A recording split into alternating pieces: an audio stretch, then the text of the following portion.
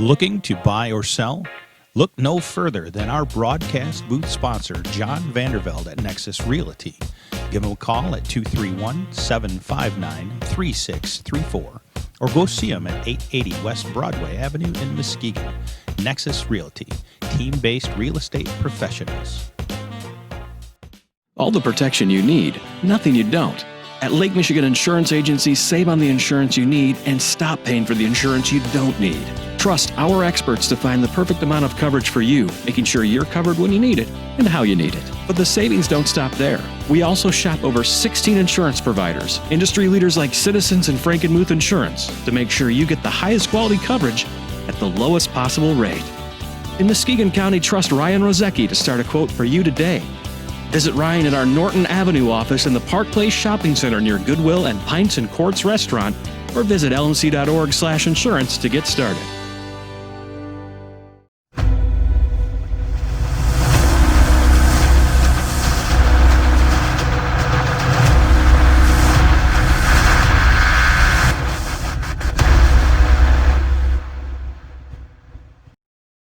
Good evening, everybody, and welcome to David McKenzie Stadium here in Jenison, Michigan at Jenison High School. And a beautiful stadium it is. And the team is all here, Kimmin, as always, behind the camera.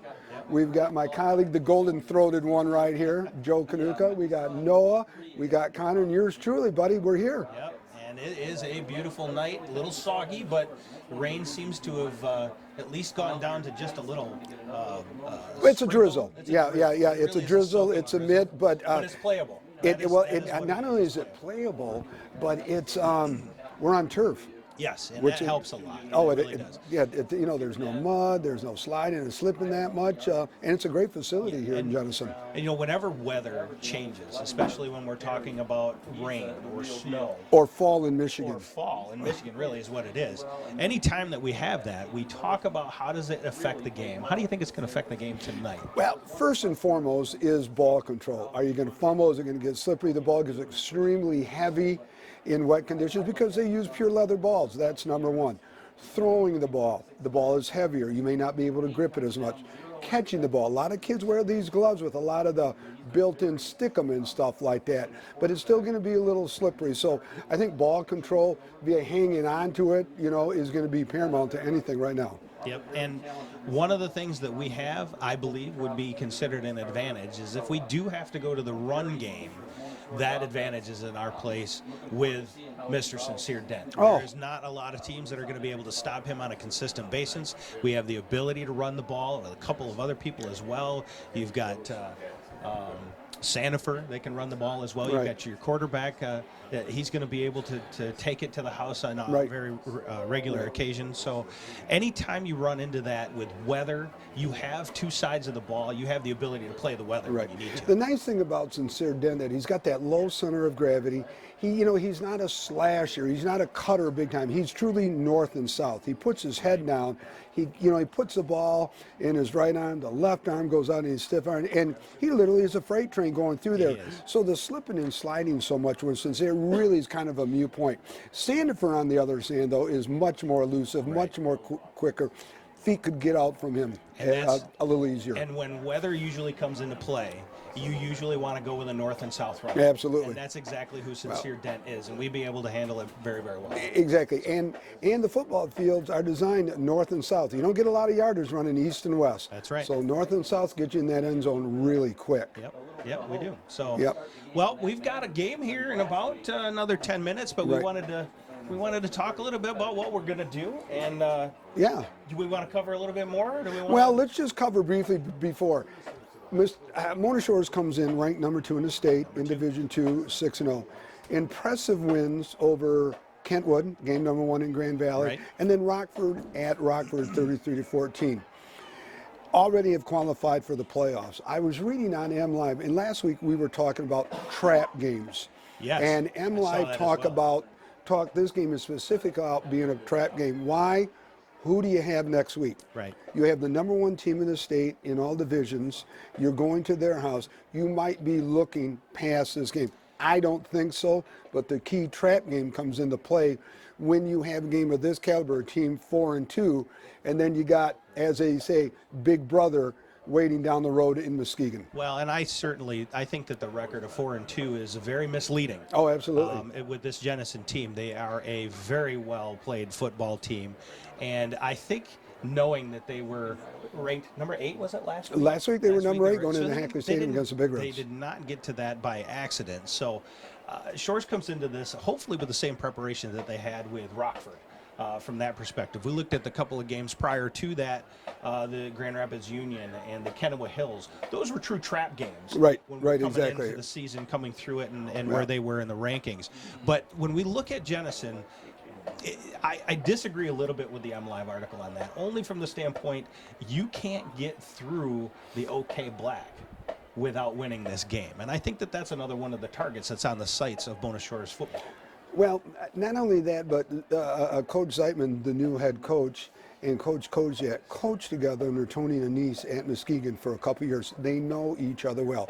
They run the same offense. They're true disciples of Tony and Anise, from the play calling to the defense to the clothes that they wear. They both wear button-down white shirts. They both wear a tie. I mean, a la Tony and Anise.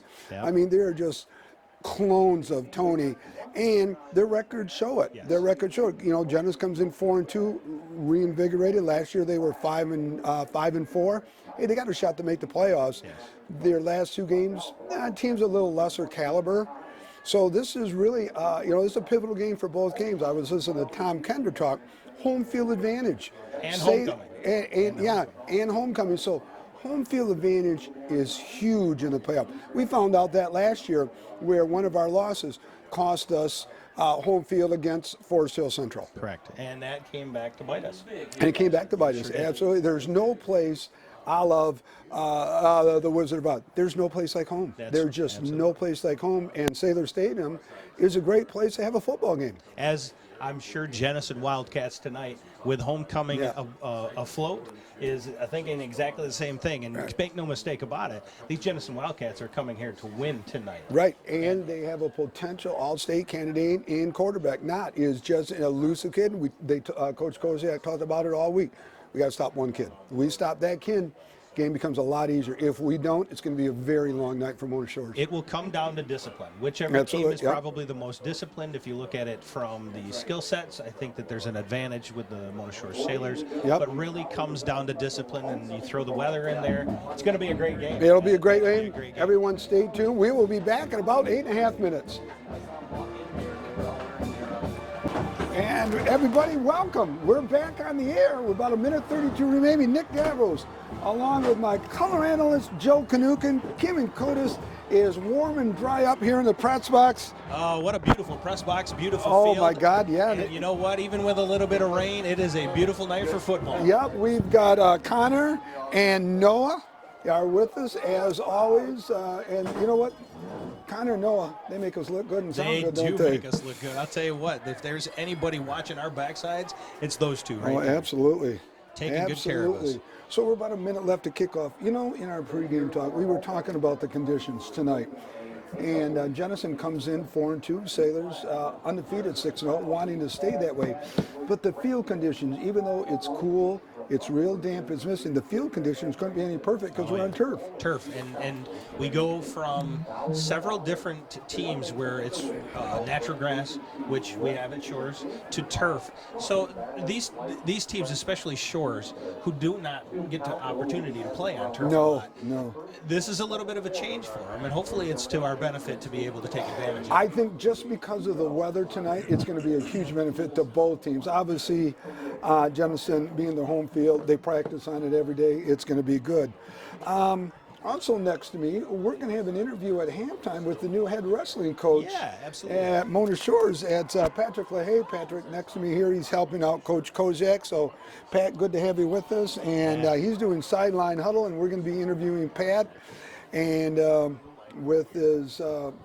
with his new gig as head wrestling coach at Bona Shores. That's right. And, boy, I tell you what, the wrestling program at Shores goes a long ways back. Oh, my God. It really does have a pretty Coach Mosley, boy, I tell you what, history. he set it up. That's right. Right, yep, boy, absolutely. Coach Mosley does. And So Coach welcome aboard. Welcome aboard, Coach. Hey, Clifton over here, he's doing filming, so we are all set right here to get going.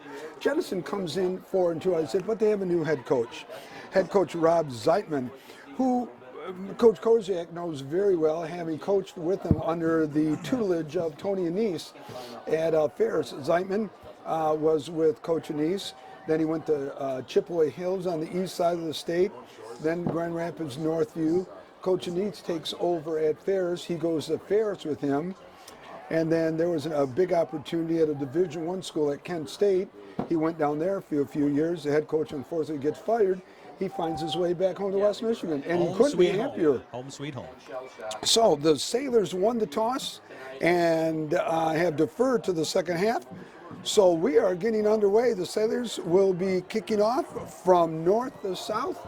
It's OK Black Conference action at its best, and we are underway. And we're underway with the whistle. I don't see a flag, though, on the field, so maybe the officials weren't ready yet. It's the only thing I can figure. Again, I don't see a flag on the field either. So Logan Heckema is doing the kicking. I think that's Heckema, isn't it? Or is it De Kuiper? Is that 25 De Kuiper? It looks like it may be. I think it's De Kuiper. Yep. Okay. This would be the third week in a row that we've yeah, seen Keegan De Kuiper doing the kicking off here for the Sailors. While we're waiting for them to line back up, Nick, we got to say hello to a few people that checked in early, watched the pregame show. We've got hello to Mike Mack. Let's see, howdy boys from Andy O'Reilly. Andy, a good friend of ours. There's a the Rawsons checking in from Ohio, and we'll talk about a few more as we get underway. The Kuiper with the kickoff. It's a high end over and kick. Going to be taken at the 10-yard line, across the 15 to the 20, 25, across the 35, and run out of bounds on a nice return at about the 45-yard line. Tackled by number 23 for the Sailors. It's Keandre Pierce. So great return by the Wildcats, but not real good coverage on the kickoff receiver. They set up the nice wall on that west side. I was just going to say the Wildcats set that kick return up excellent along that. The kick receiver saw that wall developing and rode it all the way up to the 45-yard line. So it's going to be 1st and 10 Wildcat. Ball's going to be marked right at the 43-yard line. Wildcat, same offense that we do, a la Tony Anise. Dive to the fullback. Fullback's going to pick up about, we'll make it 5 yards. Tackled by number 17. That's Jacob Walder, the All-State candidate at Mike linebacker. That starting offense is a veteran group for the Wildcats. Number 1, Peyton Young. Number 3, Brock Van Man. Number 4, Maurice Owen. Gerald Jackson. And Mitch Doxey, the quarterback. Kyle Knott, the senior. Motion. Not keeping the ball. Pitch along that right side, and he is going to be tackled for a loss. Wow. A loss of about 5, well defended. And tackled by number 3, Williams, and 5, Trominger. I'll tell you what. You can see how Shores reacted that. Played it, and they've been practicing against Jennifer for the last 2 weeks, my friend. Oh yes, and I'll tell you what, they blew that up. There was the lead back came around. It was attempting to block. I didn't even see who it was that came in on it, but they just blew him up, threw him in the backfield, and chased him down for that. Well, loss. Jordan Calloway, the big senior defensive end, did an absolutely outstanding job reading it, not going back to pass. Looking downfield, intercepted. No, just out of the hands. Well defended, and he's shaking his finger. No. That's by number 44, Sincere Dent. Nice job by Dent. Nice coverage by the secondary, and nice job by the defense. Yeah, you know what? They gave up the long yards on return, but got not for it. That is what you want out of your defensive first stance. You want that momentum to swing your way. Oh, absolutely. Now it's up to the offense to capitalize on what the defense was able to do. Travinger and Sandiford back to receive the punt from the Wildcats. They're in the spread formation. They have 2 men back, possibly with the fake.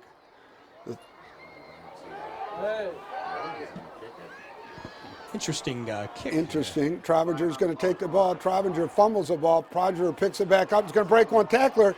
Trovinger will get some positive yardage, run out of bounds at the 20-yard line after the muff on the punt return. Yeah, and Trovinger got very, very lucky there. He took his head off the ball before he caught it. It fumbled out of his hands. He was able to pick it up and turn it into positive yardage, but that could have been disastrous. Tackled by number 23 setup for the Wildcats.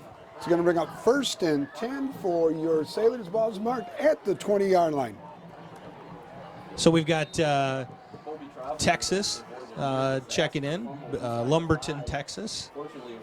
Clamford, Mr. Bill Clamford, thanks for joining us. Also, Kate Loy, hello. How you doing?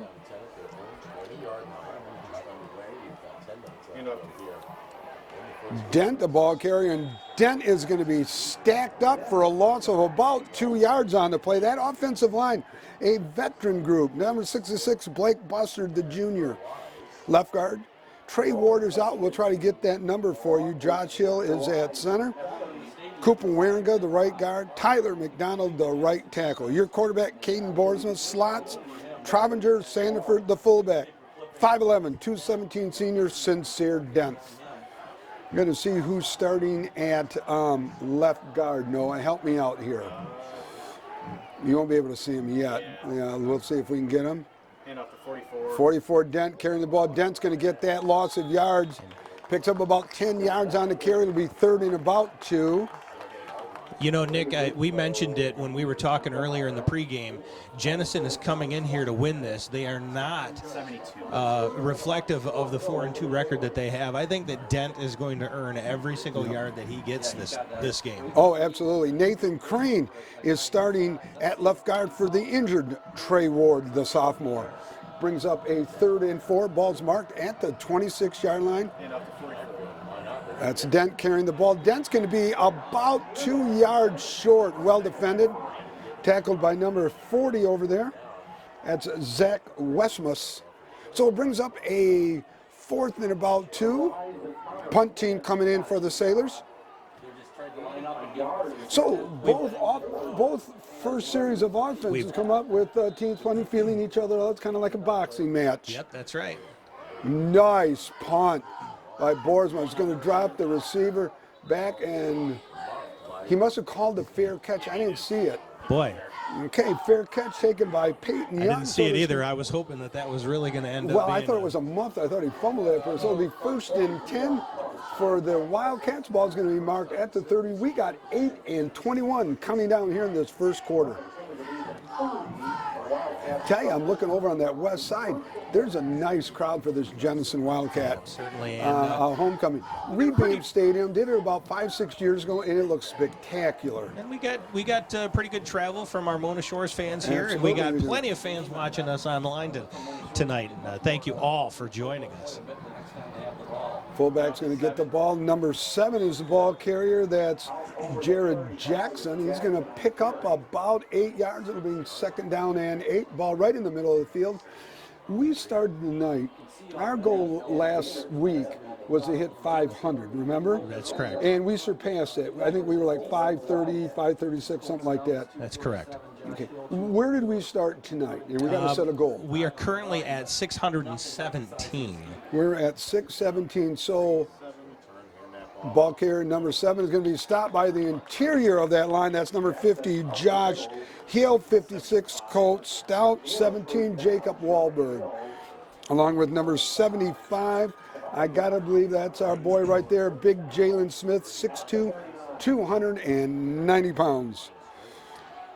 Okay, so we got to set a goal. If we start at 700, should we go 7? I mean, it is game Let's 7. shoot for 700. 700. Let's So shoot for it. okay, 700 is the lucky number for tonight. Fullback going across that right side. There's a fumble on the play. Looks like the Sailors have recovered it on that late hit. We'll wait It for might the have skirted officials. out. It might have skirted out. Oh, that's going to be Jenison ball. They fell on it. It scooted out just at the very end. Oh, of my the goodness, play. boy, that's a what shaky break call. For the The Wild. ball came out. Coach Kozak is pleading his case. I didn't think he was down. I think the last hit where with the helmet hitting the ball. It came free, but they fell on the ball. It scooted out just as they were jumping on it.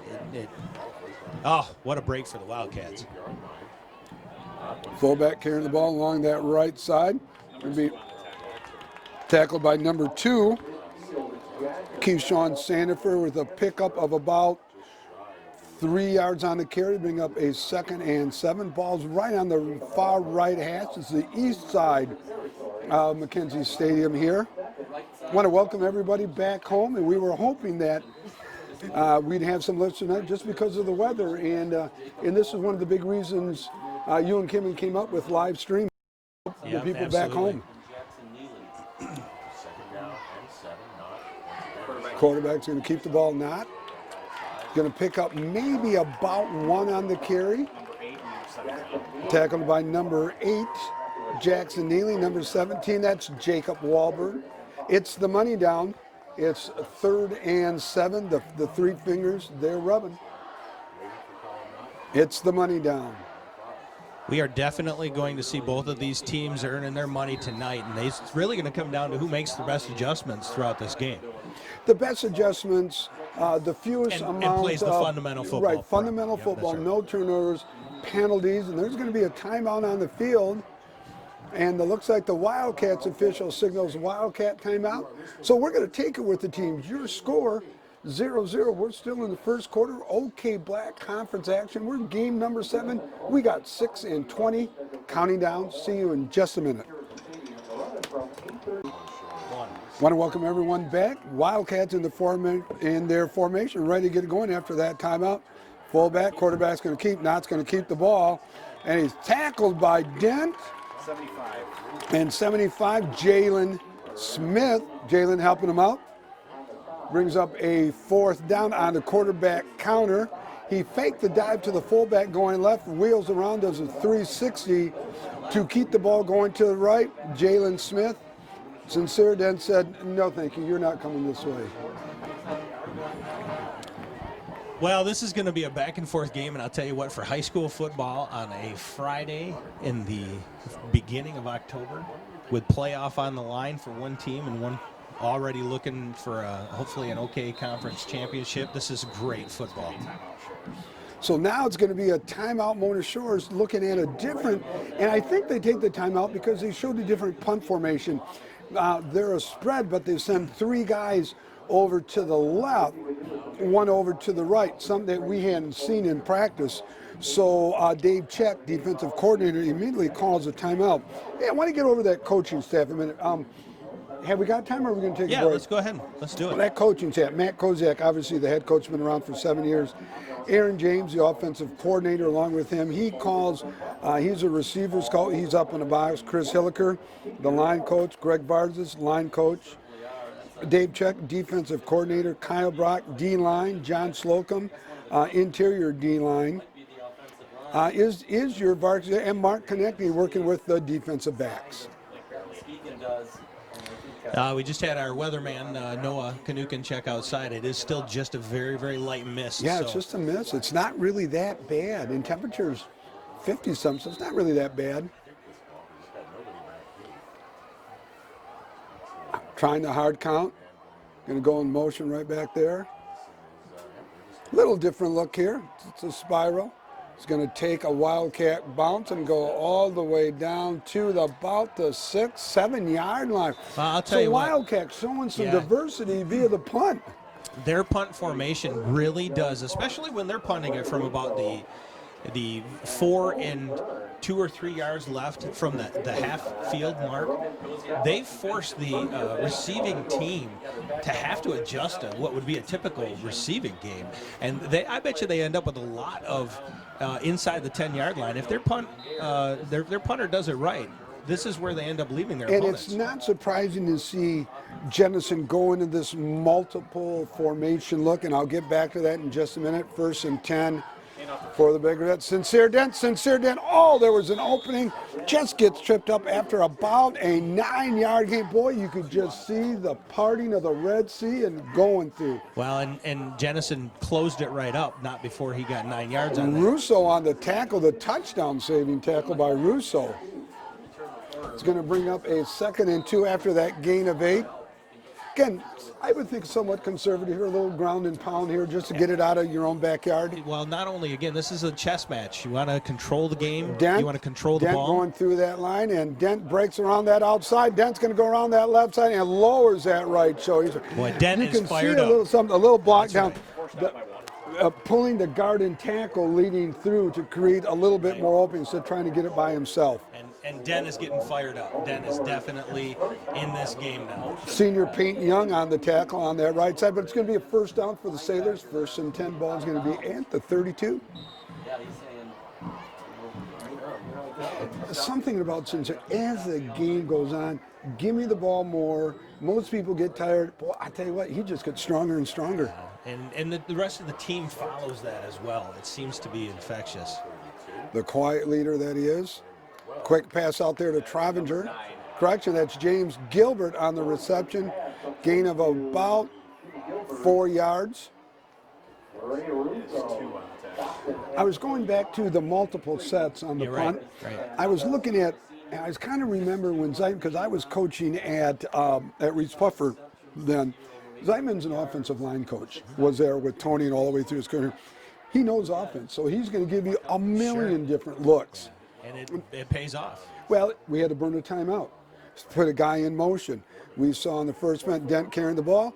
Dent going to get some extra yard. Looks like he's going to get that first down and extra yard. And you can just see now the ground and pound, pulling the guard and tackle, leading through the right side blocks down, the left side blocks down, the right pulls through, and it's creating some nice seams. And you look at the cuts that Dent is able to make.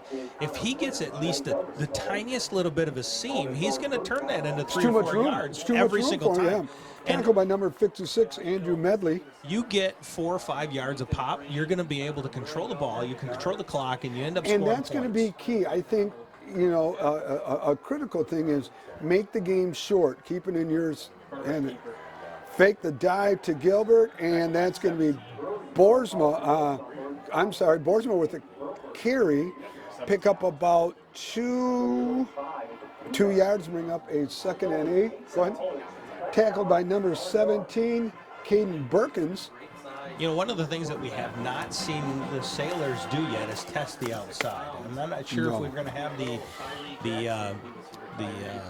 speed to do it, if we're going to have the footing to do it, but I would suspect that we're probably going to be able to see that here soon. 4-3 look. Dent carrying the ball, eludes one tackle.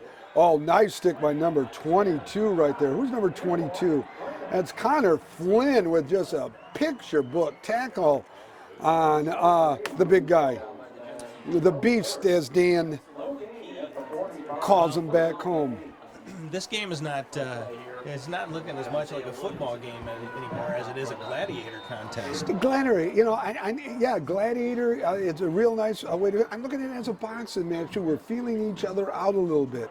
Where's the chink in the arm a little bit? Where are we going to attack? Whoever has the best adjustments and the most fundamental football is going to win this game. Dan Vandermeid was down there talking to Dan and Dr. Roger DeYoung, and Dan calls him, the beast, James Gilbert.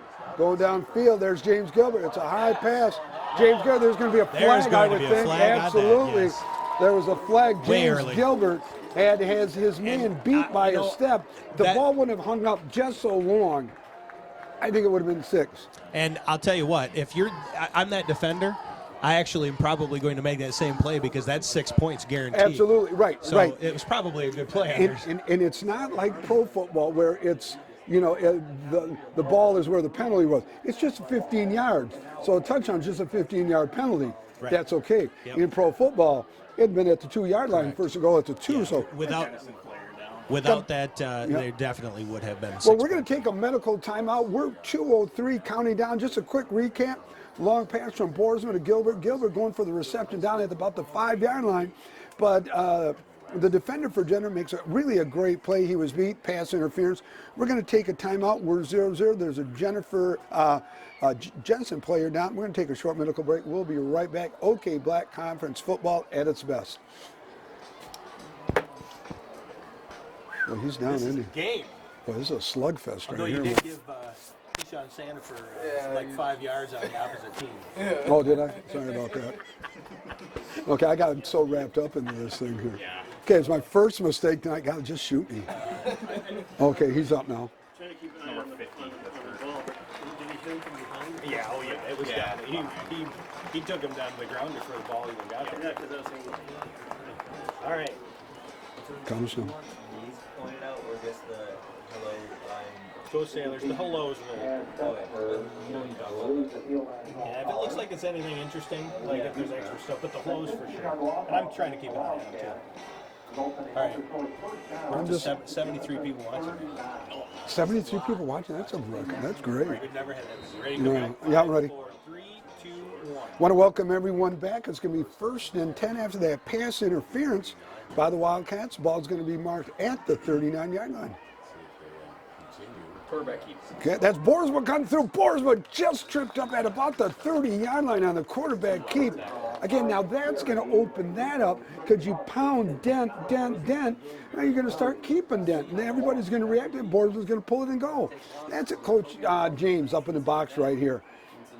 Co-offensive coordinator. Coach Aaron James has been with Coach Kozak since the beginning. And it just does a fabulous job. Helps out with the freshmen and JV quite a bit. 133 counting down. 2nd and 1. Quarterback keep. Boersma keeping it again. Boersma across the 20. There's going to be a flag.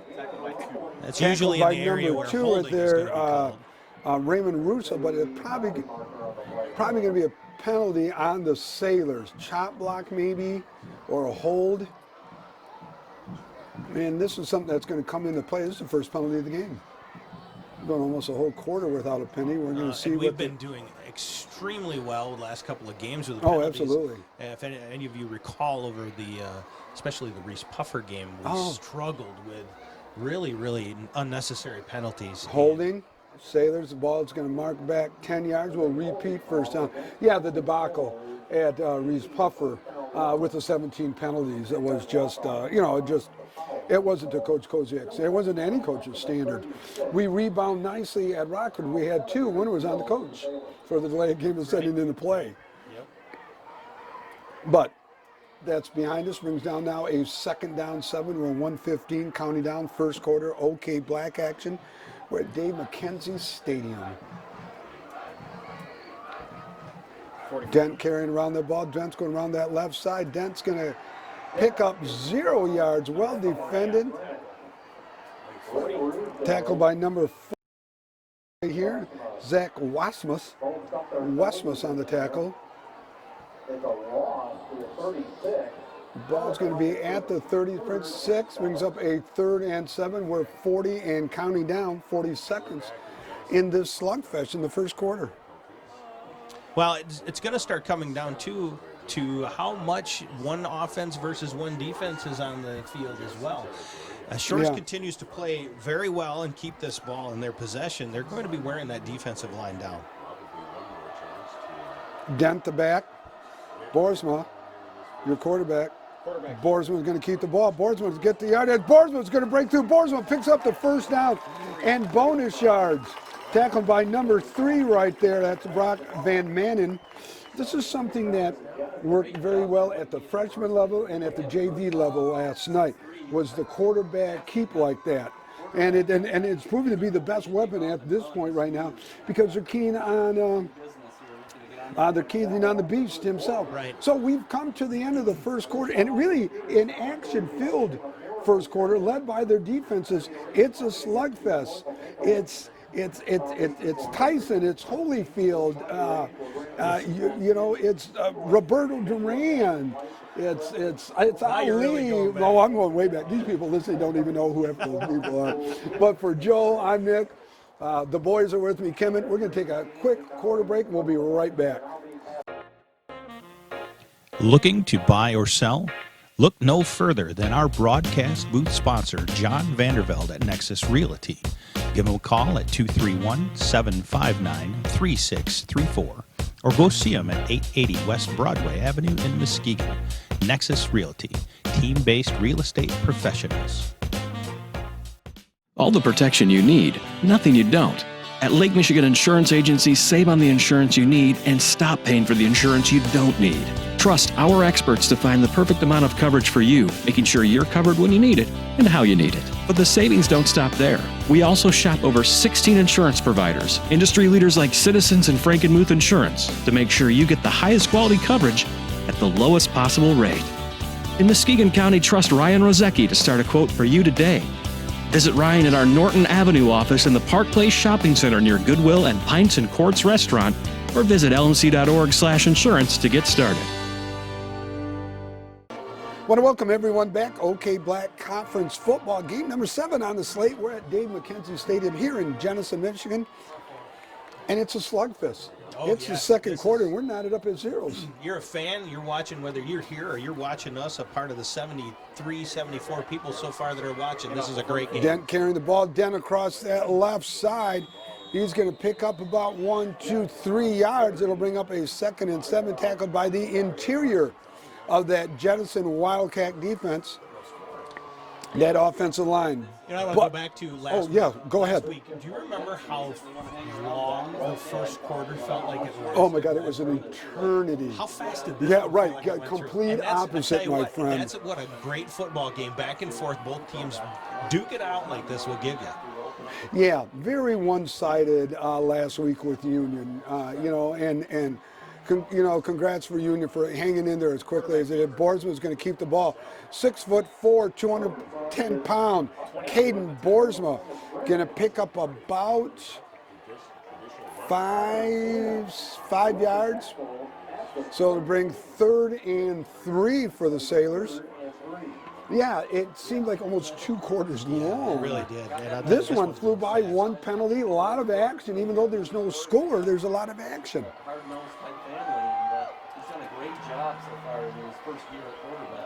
Dent carrying the ball. Dent along that left side. Dent's going to come through. Dent's going to go down to about the 2. Power football, literally power football at its best right now. This is where you use him. You ride him all the way to the end zone. Yep, we got a player down on the field. We're going to let for the, there goes Mike Schuster coming on the field. I'm not seeing Dent get along back up. with the medical staff of Jenison. It looks like it's a Sailor player down. I don't see Dent. I don't see Dent up. That may be him on the ground. I think that's Dent on the ground. Coach Kozak walking out on the field. I don't see Sincere walking off at all either. Oh, this is definitely not what you want to see for that young man and for this Sailor football team. And a season that's been fairly injury-free during the course of the 7 games so far. Well, let's hope whatever it is something he can shake off. Off after a couple plays. He's going to have to come out and sit for at least one play now for an injury. We're going to stay right here with you. This is where every single week we've talked about that next man up mentality. We will, as a team, we will lean on that next man up each time. Looks like he's sitting up right here. Okay, Dent's going to be up. Looks like he's walking off okay. I don't see any limp. My question is, who goes in at fullback? I haven't seen another fullback all year.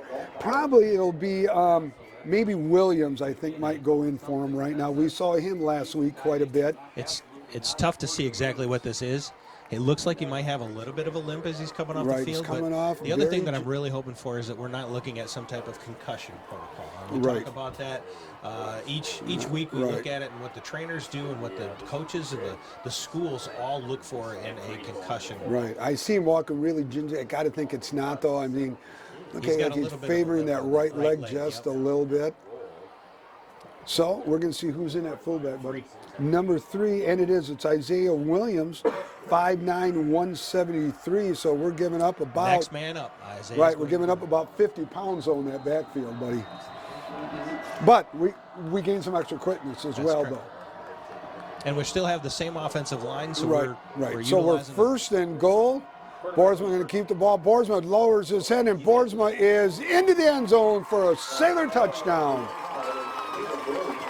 Good call. Good safe call. Absolutely. I mean, Boersma, between Boersma And the Beast getting downfield. That's your 1-2 and punch. that run was set up by a 3rd and 5, 3rd and 6 that got the first down, got him down inside the 5-yard line by Sincere, which we lost him on that play. We'll see where that ends up with the rest of the game. The trainers are checking him out on the sidelines right now, but we got 6 points. Well, we got 6 points. I'm watching Coach Kozak pulls up his drawers a little bit, feeling a little bit better. And so looking at Mike Schuster over here, he's looking at his right knee. So it's an injured right knee. He's checking to see the stability of the right knee right now. That was 15 on the kick. Wow. Russo getting in the way of the PAT attempt by Hakama. And that's something that we've seen this year, a lot of missed PATs. Yeah. In fact, I was looking, Coach Kozak has 3 stat boards. An offensive stat board for games, a defensive one, and a special teams. We have only met 1 PAT goal all season long. And that's and it goes no missed PATs. Right. We've had 1 game where we haven't missed a PAT. Well, that can come down to halt you at a big ball game And the like closer this. you get to the playoffs, you start playing against that extra caliber level team.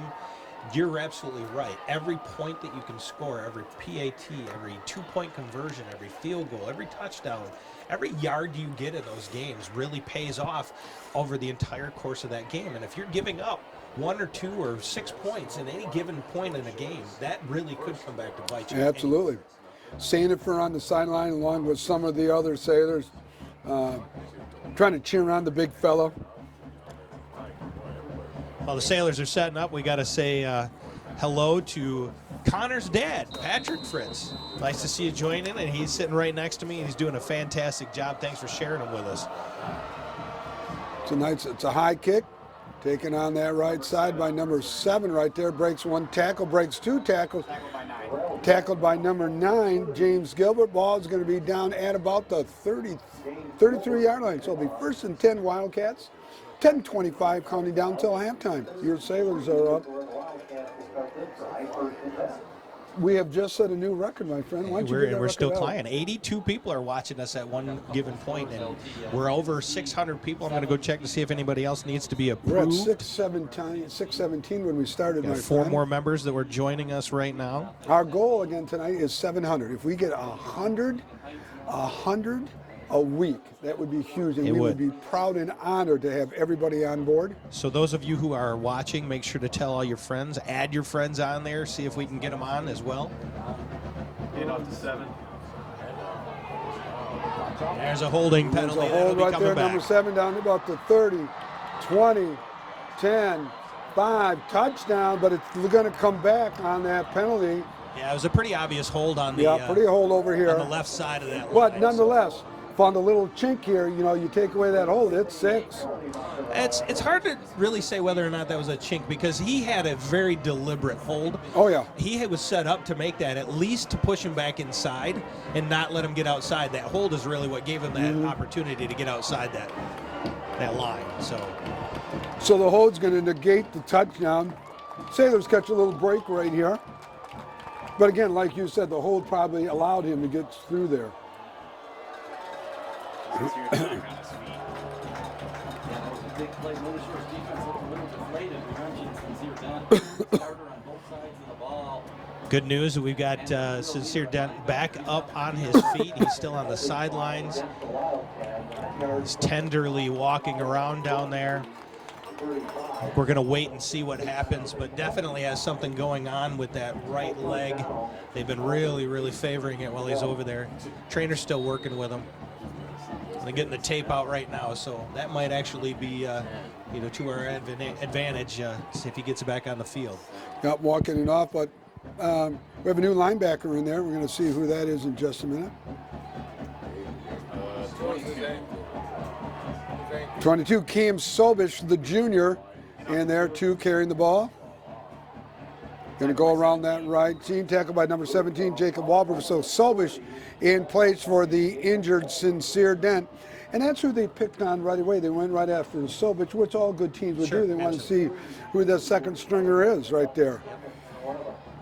We've got Mike Schuster taping up Sincere's right ankle as well with some heavy-duty black athletic tape. Big play type. They don't like to Brings up a 2nd down 11 for the Wildcats. What would be really nice is if we could turn some more points over on the board for our side of it and rest Sincere Denton for next week. And off to 2. 2 going to carry the ball. Lowers at head, picks up about 3 yards. By 3 and 17. Tackled by number 3, that's Williams, and 17, as always, Jacob Wahlberg. And this is a critical third down. All third downs are critical, but when you're looking at a sway point in the game, if you could close them out here, force that 4th down and push a punt, get the ball back and score some points, you've really started to switch some momentum. Exactly. Brings up a 3rd and 7. Ball's marked at the 36. Trips to the right, split to the left. Not back to pass. Fires that Paul over that far side. Is going to get the 1st down. It was to number 3. Forced out by 21. Forced by number 12 and Hatcher. The ball reception by Brock and Manning. 1st down for the Wildcat. Ball at their own 48-yard line. 8:55 and counting. Yeah, it sure was. It's almost So a nice little drive by the Wildcats going on right now. Jenison receiver all the way. Louise, just to answer your question, I'm not certain why there's a reason it does not play on your iPad. I haven't heard anybody else mention a problem with it. Not keeping So the ball. Not hopefully you can eludes figure one it out. tackle. Not breaks another tackle. Not picks up the 1st down, the elusive one. Number 15, Kyle Knott, the senior. And the back Ahmad and right forth on the tackle continues. for the Sailors. Ball's going to be marked at the 38-yard line, now in Sailor territory. So the Sailors defense is forcing to bend here just a little bit. Here, Well- about halfway through, about a quarter through this 2nd quarter. And again, bend but don't break. See if you can find an opportunity for a turnover and get this ball back. Not going to keep the ball. Tackled by 75. Tackled by Jalen Smith, number 75, on the solo tackle. Knott's going to lose about 1. It'll bring up a 2nd and 11. Ball's going to be marked at the 39-yard line now. Nice job that time by the North Shores defense. That you mentioned the gone to that 3-3-5 look. Louise, one of our awesome fans here suggested hitting the reload button. I do know sometimes through the live feed, if you reload that, you will have an opportunity to get back in the game. So hopefully that works for you. And thank you for the suggestion, Patsy. Not back to pass. Caught by number 1 on that far side, run out of bounds. And Boy, about the 29, number 1 I'll tell is you, Young. that Tackled passing by number catch, 14. Amon Wright. that passing catch was perfectly timed. And I would suspect that you're going to see that come back again later in this game. Rising, they're looking to get down and tie the game and perhaps take the lead with an extra point. Ahmad injured for the first couple games. Nice to see Ahmad back as he's been for the last few. Fullback carrying the ball along that side. Tackle, oh my God. Cleanup by Jacob Wahlberg, Well, along this with is a- number 22. Interesting position Cam on the field. Soldish. You've got a 4th down on the 30. They have a little bit of a kicker. That'd be a long stretch for a kick, but it looks like they're going to be going for it here. And with the way that they've been rolling down the field here, I would think that this is a decent call. Nothing absolutely. else. Their defense has been pretty stout against the offense. Got to watch the hard call so they don't draw us offside, though. That'd be my first concern. Backup linebacker, great play from North Shores. Doesn't, gives to the fullback. And I gonna be believe they close. stopped him. The official's bringing it over. We're going to see. Oh, they're going to give it to him. First down by the Wildcats. So the money down, they do cash in on the 4th and 2. The drive stays alive, 6:52 and counting down till halftime. The Wildcats with a nice drive going on right Very now nice here. drive. After that Sailors score to go up 6-0. Back, but this Terrell Jackson is a great 6:43 left in this second quarter. Sailors have only been behind once all year. Can you tell me the game? Defense has to dig in. A little good. Boy, Well, number 7 carrying the ball on that right side. Tackled by 3. Tackled by number 3, it was Isaiah East Williams. Kentwood. It was the first play of the game. They ran Yes, back. it was. Yes. It was the kickoff to Yes. start the 2018 season. Sailors kicked off at the. See, I'm pretty good with my trivia there. I had to Yes, think you about were. it a Well, little I bit, know. but that I was a thought long I had ways you. ago. I thought I had you two on that one. Yeah, opening kickoff of the. We are up to 90 people watching us now. Oh my God, we might hit 100. Thank Have you, anybody else everybody. joined? Right. Everybody, thank you very much. Absolutely, so much. We are having a ball, 6 minutes and counting down. Trips left, split right. And off to 7. Fullback 7 carrying the ball on that left side. 7 all the way down to about the 10-yard line on that off tackle. Tackled by Jacob Wahlberg. And again, too much now. They found something in their offense, as the Sailors did on their last possession as they drove down the field. Colt Stout checking into that Sailor defense, replacing number 22. That's Cam Sobish. They've been exploiting. They've been able to get. Bar Miller, you are welcome. Everybody is working hard here to bring this game to everybody out there in Sailor Nation sports land. Sailors bringing a little bit more beef now in the replacement of Cam Sobish with big Colt Stout. Colt Stout going 6'3", 247. So there's going to be a timeout on the field. Who's called the timeout? Didn't see. Well, we're going to take it with you. We're 5:51. Counting down until halftime. Your score is still 6-0 Sailors, but the Wildcats are marching. They're down to the 11-yard line. And we are back. And so are the teams back on the field. 5:50 counting down. I wonder why the clock was running, though. There must have been an official timeout, maybe, because the clock was running away. If it was a timeout, it would not have started right away. Not carrying the ball. Not along that right side is going to get down to about the 6. Down to about the 7-yard line. Tackled by number 54. I tell you, Noah, you're doing just an excellent job here. Jordan Calloway. Again, here we are, 5:24 left, clock's running. Jenison is driving. If Mona Shores can get the ball back, there is time for them to score, and we talk about the possession game here. Shores gets the ball back first in the second half as well. So Right. we've got to capitalize. If we could keep them, at least hold them to a field goal here, Right. it would be huge. Or even just a field goal attempt. Just an attempt, maybe we can block it like we saw the block there. Fullback going to carry ball number 6. Pickup of about 2. Ball's going to be marked. I'm looking at the official, maybe down to the 5 or the 4.5. Jalen Smith on the tackle.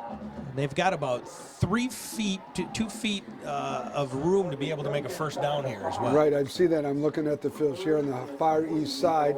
Brings up a 3rd and 4. Yeah, they sure are. They're down near the 5-yard line. We're about to hit the 100 viewer mark here. Jacob Wahlberg, Jackson Neely, Josh Hill, these guys from on the shore, they've got to dig in. All right, big 3rd down. Fake to the top. Not going to carry the ball. Not along that right side. Not is in to the end. No, he's marked out of bounds at about the half-yard line. And that may be good enough for a first down, which is almost as Well, good as I'm a looking touchdown. over here. It looks like it's going to be a first down. The official says first down on the counter by Knott. That small window of people. We just hit 100 viewers, Nick. 100 Stop it, people. 100 viewers. That's pretty cool. And all Thank you, 100 everyone. of you We're guys, honored. thank you. I'll tell you. We're honored to have you watching and listening to us. Give us any comments. Let us know how we can do our job better to help you enjoy this telecast even better. So first and goal at the 1. I'll tell you, 4-12. better than a touchdown. Hopefully this could turn into a turnover. Let's hope. Think not going to keep with the ball. Not is in. Not has just scored. The official here on the east side gives a touchdown signal. So on a nice, 70, 75-yard drive, Great drive. in about 10 or 12 plays, the Wildcats have tied it up. Got to say hi to my mom, Ruth Kanukin. I'm sure she's at home Hi, watching Mom. with Bill. Hi, Mom Kanukin. And Tina, my sister. Thanks for Tina, watching, guys. I'm your long-lost mother that you've never seen, but it's nice to have you and meet you. I'll take care of you, brother. Don't worry. So, PAT attempt. 19 on the kick. Number 19 on the kick. There's a snap. The kick, it's up, and it is good. So for only the second time this season, the Sailors find themselves behind in a big ball game with 4:07 remaining until half. Your score now, it's the Wildcats on homecoming 7, your Sailors 6. We'll be right back. Hey, we want to welcome everyone back. We got an update.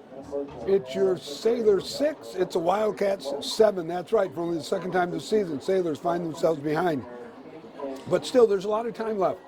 4:07 remaining, plenty of time for Coach Koziak and the offense to get it in. The question will be, will we see Sincere Dent, though, at fullback? Well, the way they were wrapping that ankle up, I think the anticipation is that he's going to be joining us on this next offensive possession. It's a high kick. It's going to be taken over there by Sandifer on that far right side. Sandifer is, no, that's question number 21, 23 along that right side. Good return. It's Pierce, Contre Pierce, tackled by number 3, Van Manen. So Sailors in good position at the 36-yard line, 1st and 10, 3:58 and counting down. Absolutely. And I got to tell you, Nick, we've got people watching, I know, from Georgia. We've got Texas. We've got Ohio. But one special one from Georgia just called in and says, this is Jonathan David Andre. This is awesome. My active duty Navy and unable to attend the game due to being stationed in Georgia. Thanks whoever thought this up. That would be this entire group. Thanks for joining us, and thanks for all your service to this country. 21 on the carry. Trayshawn Hatcher on the carry. Yeah, welcome, and thank you very much for serving our country. It's an honor to have you watching us, and it's more of an honor to salute you for allowing us the freedoms that we have in this great country. Thank you, my friend. Absolutely. 2nd down and 8 after that gain of 2. Borsman back, a little quick out there. That's James Gilbert. James Gilbert loses one tackle. James Gilbert crosses the 50-yard line to about the 48, tackled by number 2. Correction, number 22, Connor Flynn. I tell you, that extra effort right there is going to be the definition of this entire game as you go through. Wherever that extra effort is given is where it's going to pay off between these two teams. Well, not only that, but the pass now, a lot of time old school, like me, run sets up pass. Here the pass may set up the run a little bit just because Dent's out. That's right. Well, I sure hope to see Dent back in the second half. Healthy. And up to 21. Beautiful. Did he get shot through the cannon? 21, get out of here, Trayshawn. Have a credit to that offensive line right there. That's what we talked about earlier. When Dent was going out, we brought Williams in. Although we gave up a little bit of the weight, that force, that rolling downhill semi, we got that offensive line that really has been setting every one of these running backs up for success. And they saw it right there with Hatcher. My hat's a Hatcher for just exploding out of that cannon. Brings up 1st and 10, balls at the 20-yard line. Gilbert in motion. Gilbert on that side. Borsma keeping the ball. Borsma down to about the 14-yard line. Maybe a 13. No, he'll be at the 14-yard line. And like I said, plenty of time. Sailors moving methodically down the field. Right. And we talked again just before Jenison scored. There was enough time for Shores to get another score on the board, and they get the ball again in the second half. If they can score 2 times in a row, it gives us a little bit of momentum, and we start to have that back-and-forth chess match. Brings up 2nd down 5. We're 2:05 counting down. Sailors deep in the territory. That's Hatcher carrying the ball. Hatcher's going to pick up. Looks like Hatcher's going to get the 1st down, being going to be marked down to about the 8-yard line. Yeah, 79. Tackled by number 79, Balecki. We're counting down from 1 minute and 57 seconds left in the second quarter. So I'm going to pose a question to you, okay, in just a minute. If you were the head coach, okay, we'll play that game. You're the head coach. And up to 21. Hatcher carrying the ball. Hatcher picking up a couple yards on the carry. So you're the head coach. You're Matt Koziak. Yep. Your stud's hurt, 2-way starter, but yet you're moving the ball with your 2nd and 3rd fullback. You don't. Not with the game coming up. If you're able to have that next man up, you hold. You milk hold the them next back. man up That's for as right. far as you can That's because right. you got a bigger And this game, is- and you're in the playoffs already. This is great football for your second, Right. third string players. Fake to Wahlberg. Boersma going to carry the ball. Boersma along that right side. Boersma down to about the 1 yard line. With this type of play, we just moved the ball down the field in 2 minutes. You let Dent rest that foot. Right. If you Now, gotta put the him next back- question is you got to settle that defense, and I think that's where the weakness is right there. And that will fall on Coach Check, the defense coordinator, with 43 seconds counting down. Number 3 at fullback, Isaiah Williams. The play, fake to Williams. Boersma carries it in for the 1 yard. It looks like a Timeout, Jenison. Wildcats. So, 29 seconds. Your Sailors are 3rd and goal at the 1. Forced to take a timeout. We're going to take it with them, along with the 100-plus people that are watching. Your score, 7-6, but the Sailors are knocking on the door. We'll be right back. And want to welcome everyone back. I'm a quick rack up, a review here. It's 3rd and 1. Ball's at the 1 yard line. 29 seconds to go in this quarter. Williams at fullback, Boersma the quarterback. Boersma's going to keep the ball. Boersma along that right side. Boersma's into the end zone.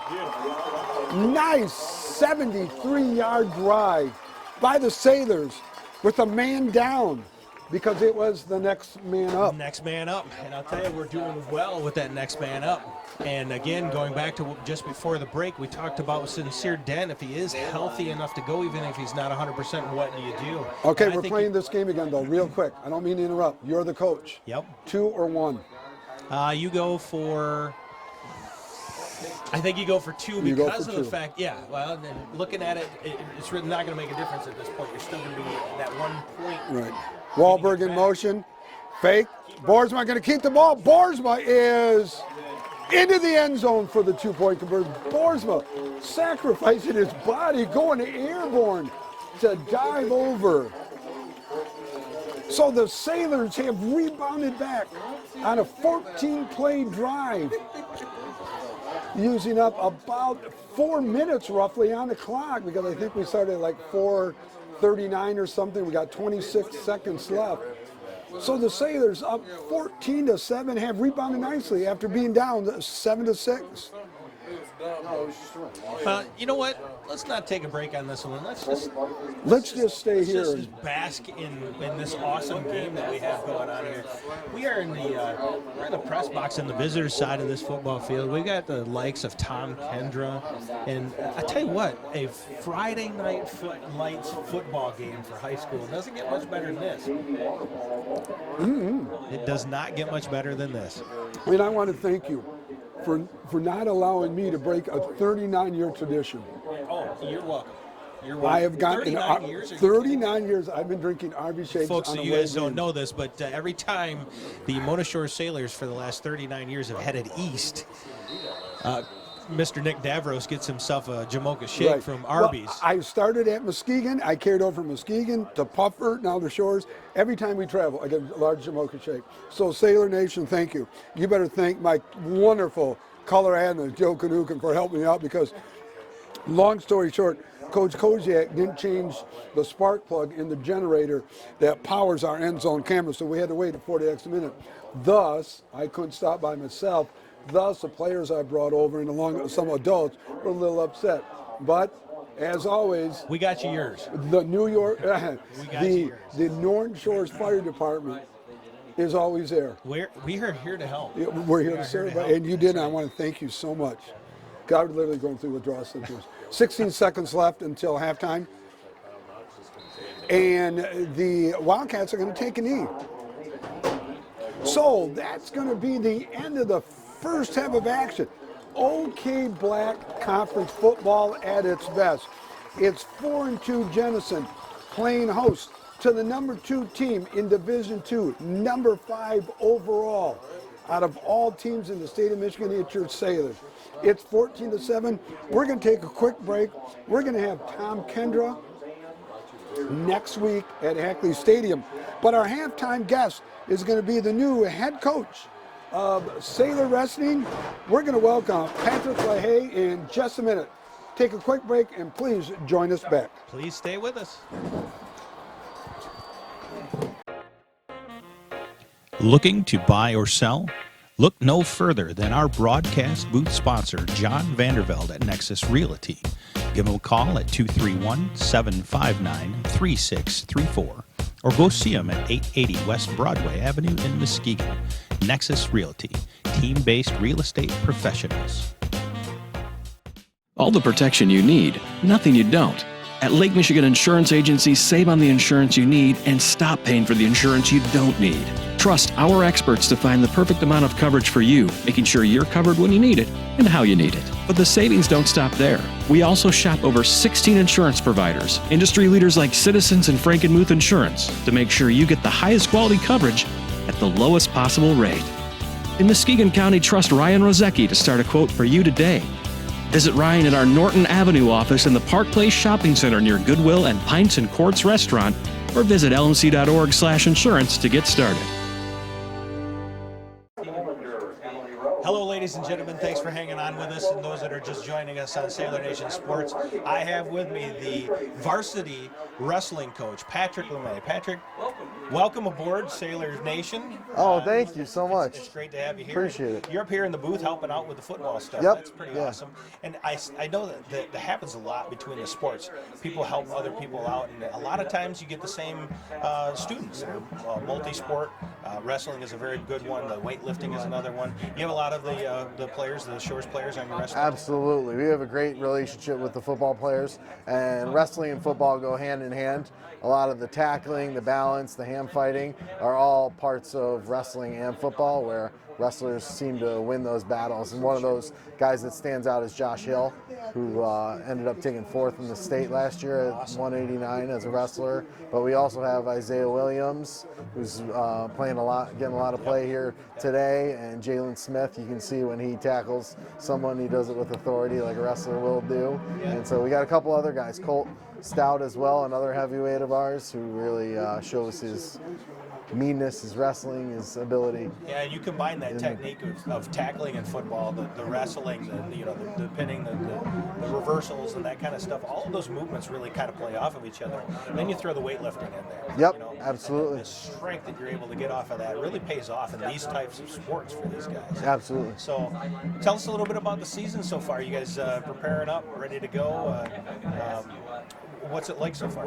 Yeah, we start preseason in 3 weeks, which is a lot of conditioning, and then we turn around and start training in 2 weeks after that. So a couple of dates that I just want to point out are December 7th, we have the Don Mosley JV Invitational at home, and then following that, the next Wednesday, we have a home meet starting off our season at home against Jenison, as a matter of fact, as well as another OK White opponent. So we're getting ready. We're really excited.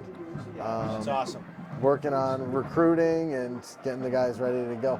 So how's the recruiting working as far as, obviously you've got several different levels. You got the varsity, the JV, and you're kind of overseeing all of that right now. You seeing a lot of people coming out?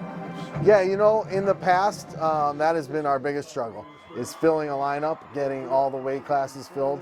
And we talked about football, and football is great, and there's such a connection for our upper weights, but it's the middle and lower weights that we work on, and my connection actually is with the cross-country team. I love cross-country athletes just as much as I love football players, because they are able to push themselves. They know how to mentally test themselves to the limit, which is a big part of wrestling as well. So cross-country, I talk to soccer. Any athletes, the multi-sport athlete is really a big thing. We have a lot of wrestlers that are training real hard that are just wrestlers who run cross-country to stay in shape.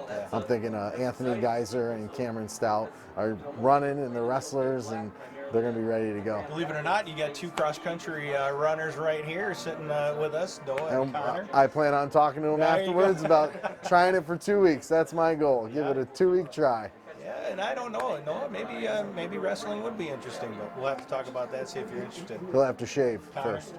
Connor? No, Connor's Connor's not. That's all right. Wrestling's not for everybody. Yeah. You know, you mentioned all the other sports, and we haven't had much of an opportunity to really get coverage on the other sports. And I know a lot of Sailor Nation has been posting some things out there for other sports. Yeah. We're going to try to get to some wrestling, and as well as the soccer and the baseball and all the upcoming sports, basketball, hockey, all those kinds of things. Please feel free to post results and make sure that the Sailor Absolutely. Nation Sports closed group page gets that information. I know that Todd Conrad does a great job of updating the Sailor Nation, this Mona Shores Athletics page, that kind of stuff. Let me give a shout out real quick, a plug. We have a great Facebook page, Shores Wrestling. Is a great Facebook page, as well as an alumni page, which is a big part of what I'm trying to do, because we talked about, Nick talked about the Don Mosley days. I want to connect with those guys. I want to get them as a part of our new tradition, because there is such a great tradition of Mona Shores Wrestling. We're trying to revamp and reestablish that tradition. So just to have those guys a part of our family would be a great thing. You mentioned the history past of Mona Shores Wrestling and everything else. Tell us a little bit about where you come from as far as wrestling. Yeah, absolutely. I come from Grand Haven, where I was assistant coach and JV coach for 6 or 7 years. And before that, I coached youth in Pennsylvania, which is a well-known state for wrestling. But I credit my time with Grand Haven as getting me into the high school scene. And I really enjoyed that time. I had 2 fabulous mentors there at Grand Haven, but now we're competitors. All right. Well, we like that. We like you guys sticking with us during this. Patrick, thank you. Appreciate it. Good no luck problem. with the Thank whole you. season. And Appreciate I'm sure that we'll be able to give these fans a lot more of wrestling and a lot more of all the other sports. Love to see you hanging out here with the football team, and maybe we can get some other people to come in here and hang out at press boxes from the other sports as well. And we Sounds do good. more interviews with them as well. So, Sailor Nation, thank you very much for tuning in for this. We're going to take another break here real quick, and we'll be right back with the second half of this great football game. Thank you. Yep. Now all of a sudden,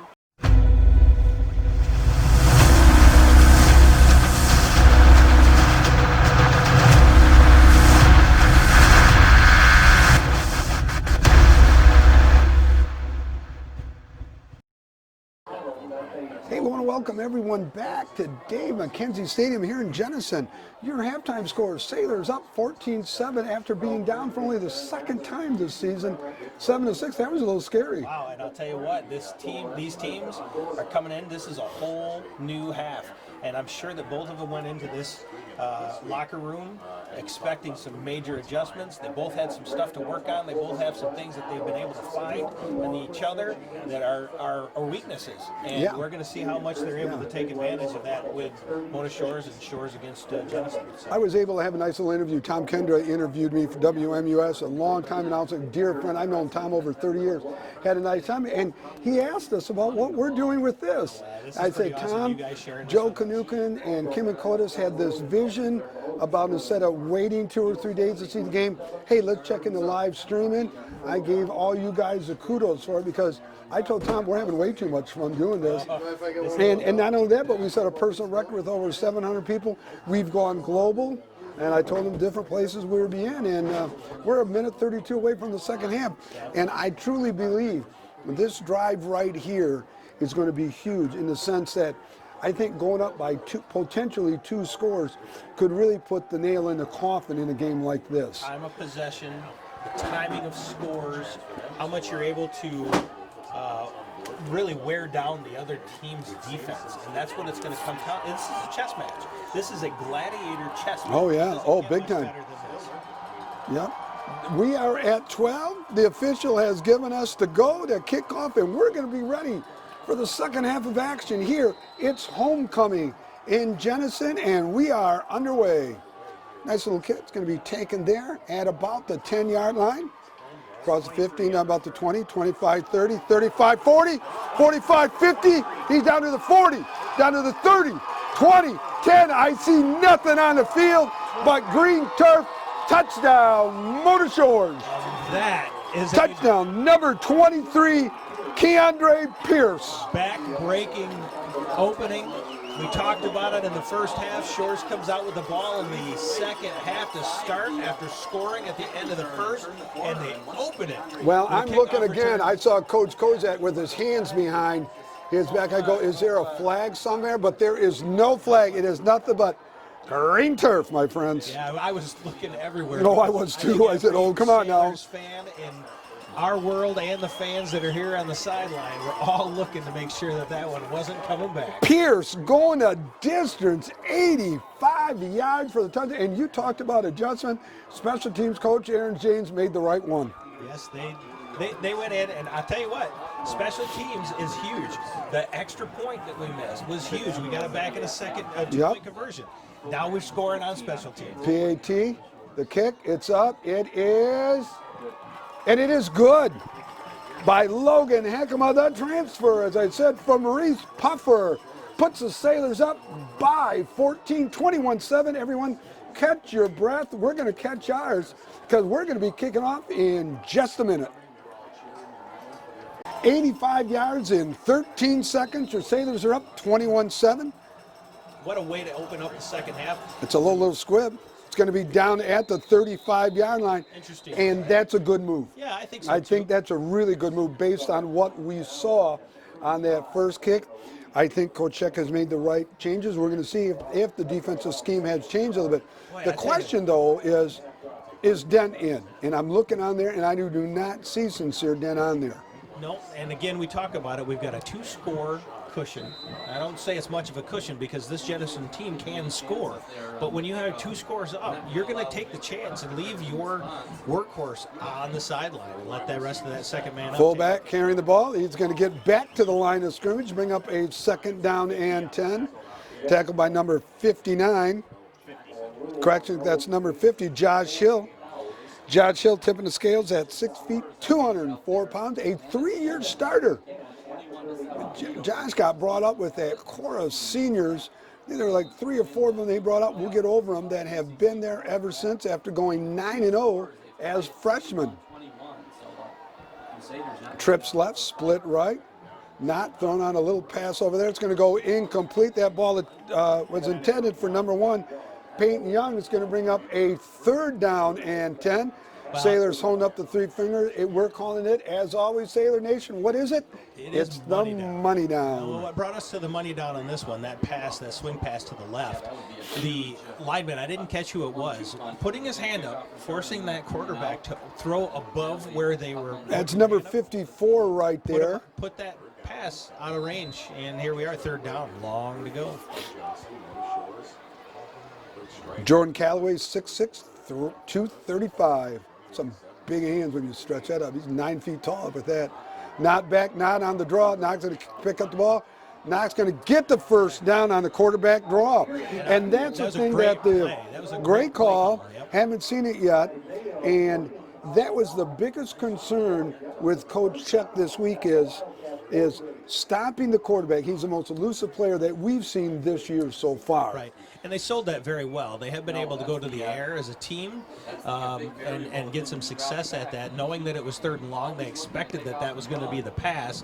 All of our secondary dropped back on those receivers that were running out, and it just opened a lane for him to get that 1st down. Trips right, split left, ball at the 48-yard line. Not going to keep the ball on the quarterback draw, not running around that left side. Going to run out of bounds. Forced out by number 21 right there, Trayshawn Hatcher. Hey, I'm starting to have a little anxiety here a little bit. Yeah. Because Noah and Connor do such a good job. They're coming to the end of their senior year, my friend. Connor's got one more year. Okay, so my anxiety's kind of, but it's the namesake behind us here. Yeah, and with him being that so far away, he's probably not he's got to coming back find either. somebody to replace him. We got to groom him as the season goes on. That's okay. Correct. Not back to pass. Little swing across, caught by number 8. Caught by number 8 right there, wide open. Enrique Gonzalez on the reception. Tackled by number 2, as always, Keyshawn Sandifer.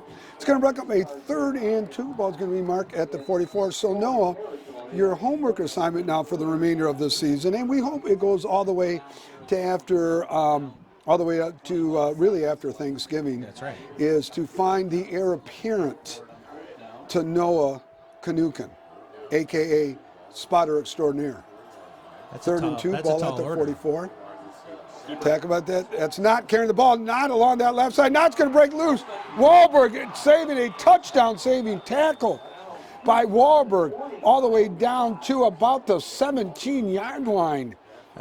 So Jacob Wahlberg, the All-State candidate, makes that tackle to save 6, but not until Knott has gained about 30 yards. And Jenison's, credit to Jenison's line there. They really, really sold everything on that quarterback keeper, and then he was able to get the edge out there, break a couple of tackles, and then once he's got some speed, Nick. Oh, he's as elusive. He's a top-notch all-conference quarterback. Not back on a quick out. That's a number 3. Splits a defender all the way down to about the 4-yard line. That's Brock Van Nanen. Van Nanen on the tackle. Correction number 5. That's Parmenter. Well, here we are inside the 5-yard line again, and Jenison finding some success on moving the ball, just like Shores has to end that first half. Saw a scout here from Traverse City scouting the game in anticipation of a playoff run. Traverse City Central in the thick of a Division II run who we may be facing. Fullback not carrying the ball. Knott's going to run into the end zone for a touchdown. So, a drive that lasts 2 minutes and 30 seconds. The Wildcats have scored again to make it 21-13, and boy, they made it look easy. They did, and that's the worry. It's good that Shores came out and they scored first. They gave that 2-score lead, but this Sailors defense has really got to find a way to stop this momentum that Jenison is starting to build. And I see Sincere Dent, gingerly walking on the side. I think the biggest loss really is going to be on defense for the Sailors. So do you wait, you're already in the playoffs. State rankings really mean nothing at this point because, once you're in the playoffs, rankings are ranking. Right. Home field advantage, yes, it chooses maybe a loss. You still keep some home field advantage. I haven't seen where the playoffs haven't come out point-wise yet. They haven't come out yet. I think they come out this week to see where we're ranked within our region, within our district. It breaks down that way. But most of the teams in our area have at least one loss, if not two, and that goes for Jenison as well. Correct. So PAT, attempt for the Wildcats. The snap, the kick, it's up, and it is no good. Oh. It hit the left crossbar, which is huge, as we know it from our first kick. So it's still a 1-score game, but it's a 2-point conversion and to get that tie. And again, every single point in a game like this is huge. I think that the Sailors defense really had shown something back here on the Jenison side of the field. They were able to get some stops in there, but those big plays that they were able to come through, if they find contain on their quarterback, I think that they're going to be able to get back to having successful 3-and-outs, at least stopping them down on the other side of the field. Well, you see the difference I think more on defense than on offense with Sincere Dent out. With Sincere Dent out, it wasn't like that when Sincere Dent in. And I think the biggest loss now is going to be on defense versus offense. It'll be interesting now to see what Jenison does on the kickoff. I got to believe if I was Jenison looking up here, there's this area between the 30 and the 10-yard line. I'm squibbing it right down in there to give my kickoff team time to get down there, but that's a big open area right there. And you certainly don't want a repeat of what you just did. So exactly. You're looking for something to avoid that, anything. So we're going to watch it with you, 9:17, counting down in the third quarter, in an action-filled third quarter. It's a high little pooch kick, and it's going to land right where I thought it might. Pick up there. Number 9, James Gilbert. James Gilbert breaks the 30, going to go all the way down to about the 31-yard line. So nice return by James for about 16 yards. It'll bring up 1st and 10 for the Sailors. Now this is again, we're early in the third quarter, but you're starting to get closer and closer towards the points where every single possession is a huge possession. And talk about it now, Sincere Dent is on the field for the first time since he went out. Little surprise at that. Quick out there. James Gilbert with the reception, going to pick up about 8 yards. Tackled by number 1, Peyton Young. Good to see Dent. It looks like he's walking real good. So he might have twisted it, might have twisted the ankle just a little bit. You ready? Yeah. You ready? It's good to see Sincere back out there. And hopefully it is healthy. Hopefully we're not pushing him. But we are going to do something on offense, that is for sure. 5-man front. Boersma keeping the ball. Boersma going to get the first down all the way down to about the 49-yard line. You talk Tackled by about, number 2. You talk about the impact Russo. that Sincere Dent has, not only as a runner, but you look at it from the standpoint of having to defend against Sincere Dent.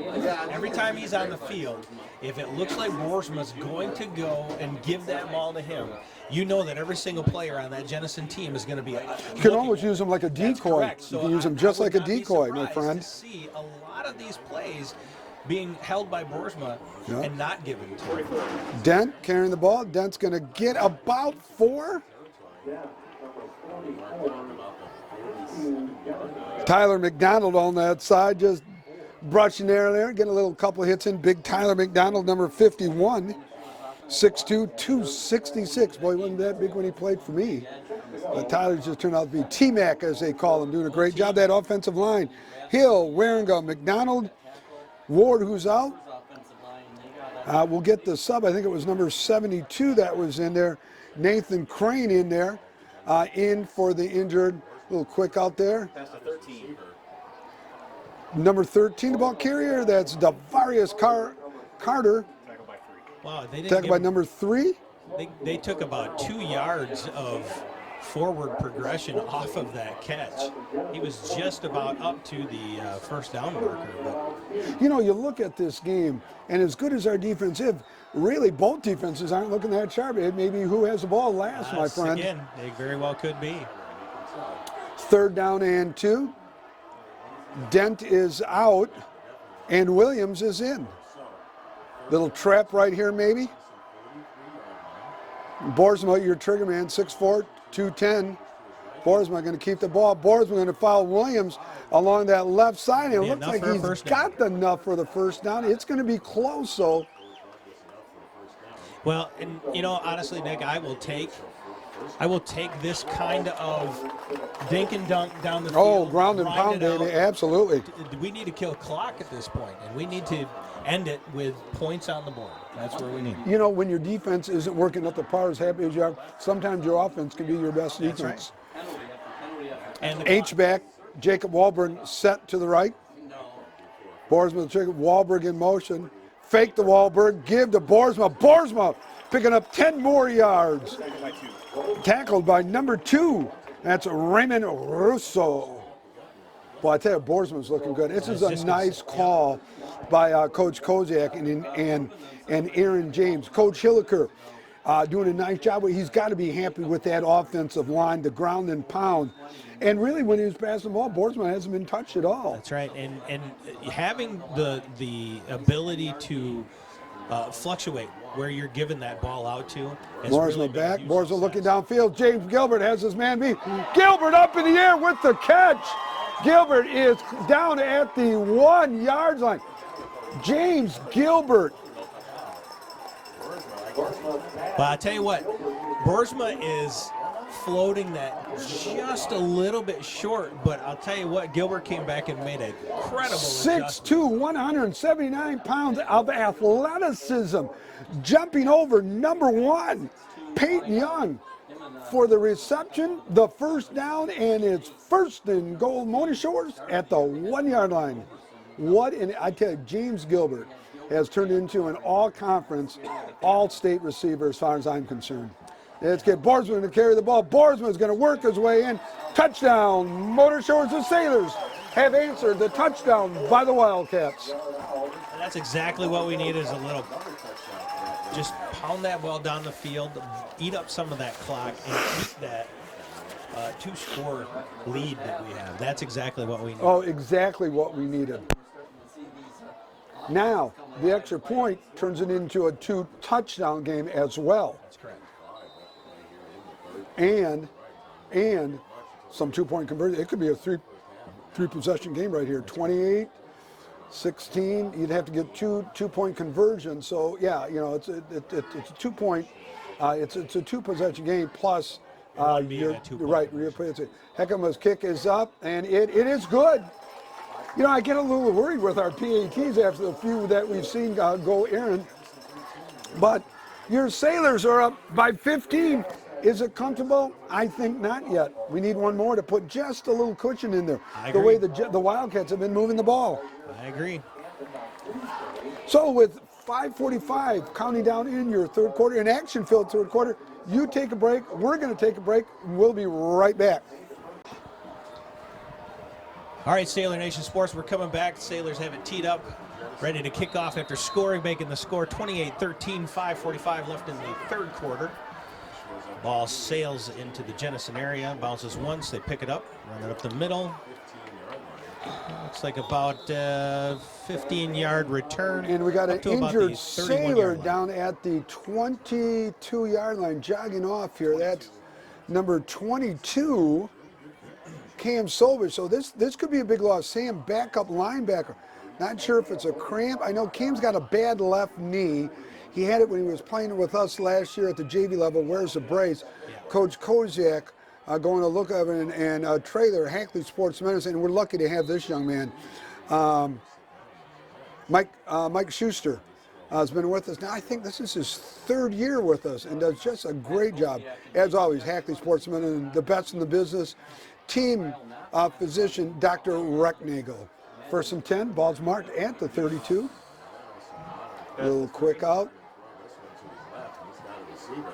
Picks up about 8 yards, tackled by number what, Noah? Tackled by number 3, Isaiah Williams. Noah, I'm serious now. You got to find a replacement. You're doing a great job here. This is probably the best job you've done all year, Noah. And not saying you've done a bad job, but you stepped it up big time. And as well as you should. Big game. Probably the biggest game other than the first game. You know, well, next man up. You know, your father isn't feeding you and paying your bills just to do nothing. I'll tell you that much. Second down 4. Not carrying the ball. Not going to go on that left side. Not going down that sideline. And I'll tell you what. Puts out by number 13 there is Devarius Carter. And everything the staff said about this kid is coming to fruition. This kid's tough. And the difficulty with adjustment on this is that not only does he have that speed and the ability to run the outside, but he has the arm to throw that ball too. All right. So every time that you adjust to be able to bring him back in, that means you're bringing your corners up to be able to, and he's going to burn you down the side with a pass. 30 yards in 3 plays. Too much. Fullback not carrying the ball. Not's going to run around. Not goes around that left side. Not this time, though. Forced out by number 21, Trayshawn Hatcher. Boy, this is really a situation where your defensive ends and your tackles really have to get some penetration immediately off the ball. So anytime that quarterback is coming to one of those sides, he's able to force them out. Right. Make him go around. Nice job on that left side there. Tackled by 3. Who is that? Is that Sandiford? Sandiford did a nice job. Didn't ramp up, finished tackle, but kept him inside. Got out there right, just dipped his shoulder. Run out of bounds by Travinger. Williams. And Sandiford also on that side. But Isaiah Williams coming over from his right free safety position to clean it up a little bit. Trips left, split right. Sailors looking at a huge possible closeout third down if they could get this ball back. Well, the money play right here. It's huge. Not back to pass. Covered very well. Not looking for. See, he's going to run out of bounds. No! He breaks one tackle. Eludes another one. Goes around that left side. And I believe he may have got the first down. Forced out by number 21. Hatcher, but my God, they had him pinned in, And he got the first down. Koziak and he is not- just gets the first down. Well covered by the secondary, had way too much time. Kudos to the offensive line, but the athleticism to escape, he's like a Houdini back there. And really, Koziak is not going to be happy with the tackling there. Tackling way too high. He's too elusive to be able to do that. They've got to get low on him and wrap. And, you know, they hand him, they did everything right, but just make the tackle. 1st and 10, ball at the 35. Not back to pass. Pass at number 3 there, breaks one tackle, breaks another tackle. And this is one thing that's really good. Wahlberg, along with Travinger, both trying to make arm tackles. No excuse for that at game number 7. Just talked about it on the quarterback. You cannot arm tackle these guys. They're good. And they're going to shuck you off. Every time you try to do that, they're going to end up getting extra yards. Brings up 1st and 10. Ball's now at the 12-yard line. Fullback carrying the ball, and he's going to be back. So we're able to stop inside the tackle. The problem is running the option to the outside just because of one kid. The quarterback not only are we going to see it this week, we're going to see it next week. And maybe even a quicker, faster version of it in Martinez, the transfer from Muskegon Catholic Central. The only way that they're going to be able to stop that is to either close off those ends by getting the penetration on the outside, forcing him back, or they're going to have to start stunting some linebackers around the outsides to be able to close that off. Yep. Match at this point. 2nd down 7, ball marked at the 9. That means the Wildcats can get another 1st down at the 2, as we saw just before halftime down here with about 2 minutes left in the quarter. Tackle by who, Noah? Tackle number 7 side. That's Jalen Smith. God, I couldn't spit it out. My mouth was getting dry. Here's a bottle of water. Boy, am I owing you big time here. Look at that. Now I got water to quench my thirst. 3rd and 3. Not along that left side. He's going to pitch it out along that left side. Nowhere to go but out of bounds. And that is not. So this is a very big decision by Jenison. You're down by 2 scores, plus a 2-point conversion. No, I think you got to go for it. Do you go for it? I think you got to. I don't think a field goal doesn't do much for you. It doesn't, but it's just still because, and I say that because of the way the Sailors have been methodically just moving, opening kickoff. Jenison scores, we march right down, we score again. So it comes down to the faith that you have in your defense to be able to stop the Wow, that's exactly right. That's exactly right. Maybe I dial up a stunt, put a little extra heat that they haven't seen. Keep in mind, too, the hard count may drop them off. I think I man up. It looks like they're going to go man. They're going to be a tight black coverage. So it's going to be mano a mano. Linebackers with, there's a timeout on the field. We got somebody running out over there on that far side. I don't know if that's Coach Zeitman or somebody. You see him? Yeah. Running over there, but we're going to take a timeout. Your score with 3:04 remaining in what has probably been the most action-filled quarter we've seen all season. Your Sailors are up 28-13. Hey, want to welcome everyone back. We're going to stay here with you, and I'm going to be. Dear Lord. Let's do it again. All right, 5, 4, 3, 2, 1. Want to welcome everyone back. I'm going to be quiet. It's 4th and 1. It's a money down. You're going to watch it. Fullback. It's not along that left side. Is he in? He made it. Not dives in. Hey, what? Great call by Zeitman, because I'd let that horse carry the ball any time. Well, I'll tell you what, we've still got a ball game, 2:58 left in this 3rd quarter. Well, I got a cough drop. I'm coating the throat here because there's a lot of action going on here. And I'll tell you It was what. all that talking that you did during the interview. With, Yeah, I know. Yeah, I didn't give the cords a chance just to rest and relax a little bit.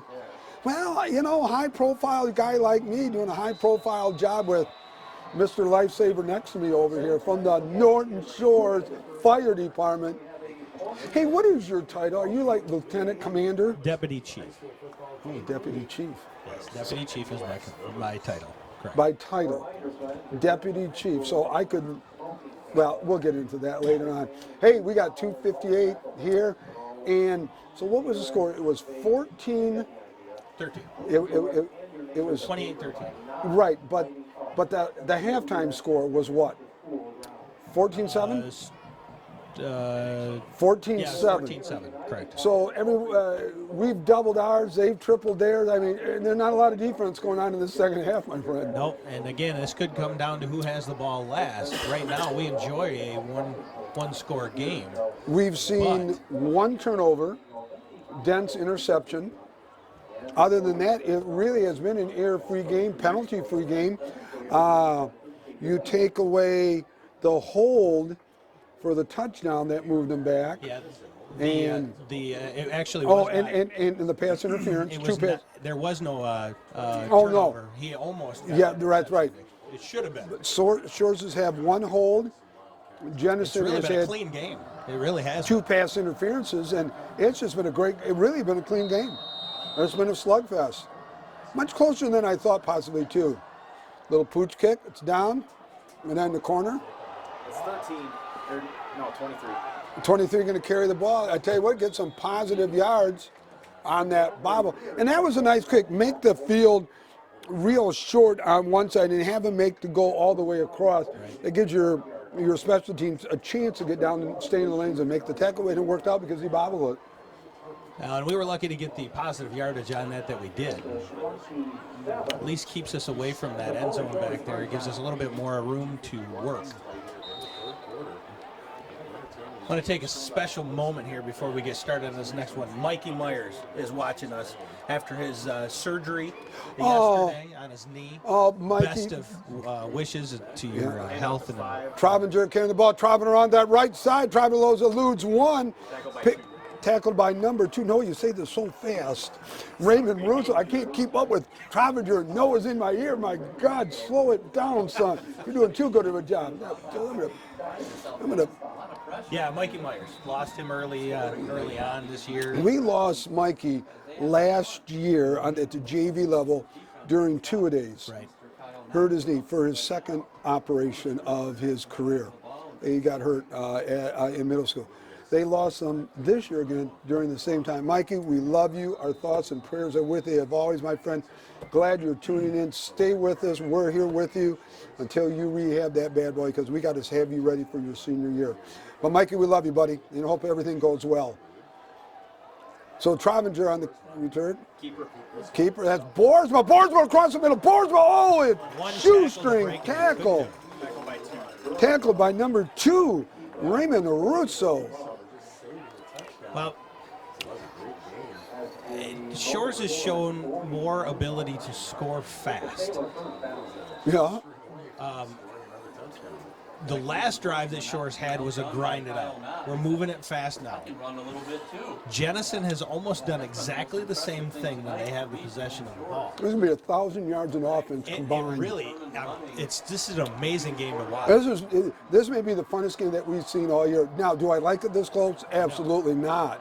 But I tell you what, Boersma keeping the ball. Boersma eludes the tackle, stands on his feet. Boersma around that right side. Looks like he's going to get the first down as he crosses the 40-yard line. They're marking it right at the 40, so it's going to be close. Tackled by number 12 here. That's Zach Brisbane. But Boersma's going to get the first several down. hits on that one. Was able to stay on his feet, keep his feet moving, and that's one of those we go back to the fundamentals of football. It's not just making sure you don't have penalties or moving before the ball is snapped. It's also the feet moving, keeping your head up, pressing forward, and getting those extra yards. Caden Boersma. 21, keeping him on is Trayshawn Hatcher carrying the ball. So Boersma, 6'3", 210 pounds. He's only a junior, and Caden showing some diversity and some true athleticism as a true leader on the offense right now, doing a nice job. And I'll tell you, now that we're in a game 7, he really has developed as the quarterback of this North Shore Sailors team. Oh, yeah. He's got full command of not only what's going on the field, but all of his actions. His throws have gotten more crisp. They're much more accurate. His running is great. A good, solid performer. Fake the Wahlberg. Boersma going to keep that ball. Boersma sees the seam. Boersma around that right side.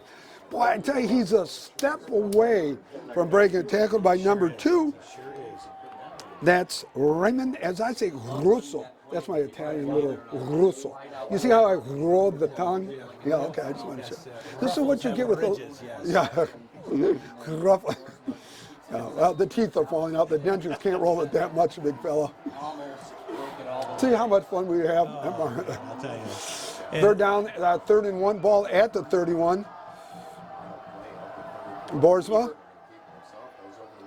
Now you would think, like I'm thinking here, well, okay, defensive coordinator for Jenison, you know he's going to carry it 3 out of 4 times.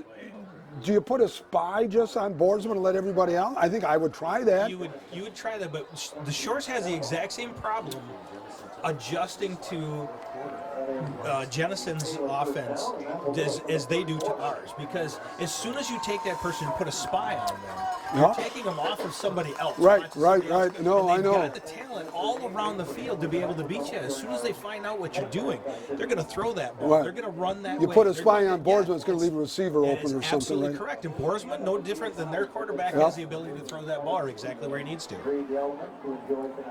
Update from the Big Reds. Well, it's a close game at the Big House. Not I mean, very close. at Houseman Field. Houseman Field. It looks like we've got how much time? Or is that at the end?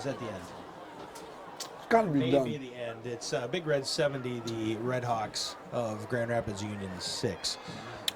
Kind of expected that we were going to be going that way with it, but certainly. Want to congratulate, seeing as how we're doing some scores, last night's action, Steve Swanker, head coach of the freshmen, came up, as we say in the profession, the football, we kissed our sister. We ended up with a 14-14 tie, down 14-0 at halftime, rallying, going for the 2-point. The win the game came up short. Then we had a real bad injury. As you know, a colleague of yours, Mark Kanukin's son, Mark Jr.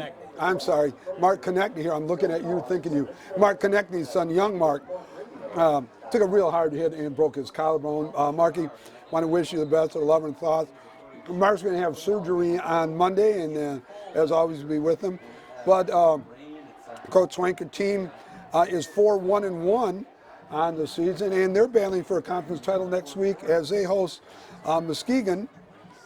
Keeper. 1st and 10, Boersma carrying the ball. Boersma is going to pick up, about 2, maybe 3 yards on the carry.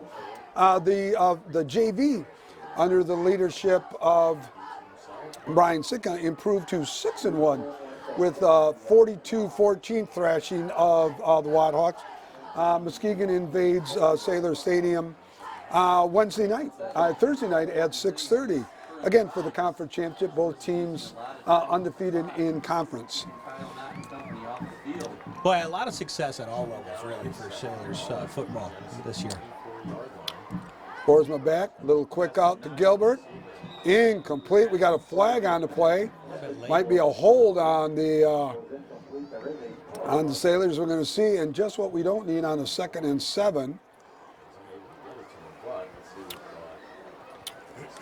Now the Jenison player is number 2 is holding back the other Jenison. Maybe it's on Jenison. Let's keep our fingers crossed. Could be a personal foul. Holding. Foul. Oh, I know it is holding. Holding against. So it's going to be holding. Now the official though is talking to, let's say, is that T-Mac? I think it's Tyler McDonald he's talking to. Very few penalties tonight from Ocean game in that regard. I'm going to take a moment to mention one of the comments that we had on our feed is whether or not we were going to be covering the volleyball invitational tournament that's going to be going on tomorrow. We are working diligently to get set up to be able to handle more sports than what we do right now. Unfortunately, we will not be there, but please, anybody that has the ability to feed scores to the Sailor Nation Sports Closed group page, we will get them on there. So make Jacob sure to get Wahlberg those to us. out of the H-back fumbles the ball. We're going to see who's got it.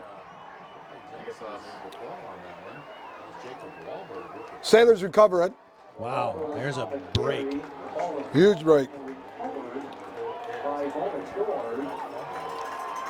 doesn't carry the ball very much. He comes in and plays tight end.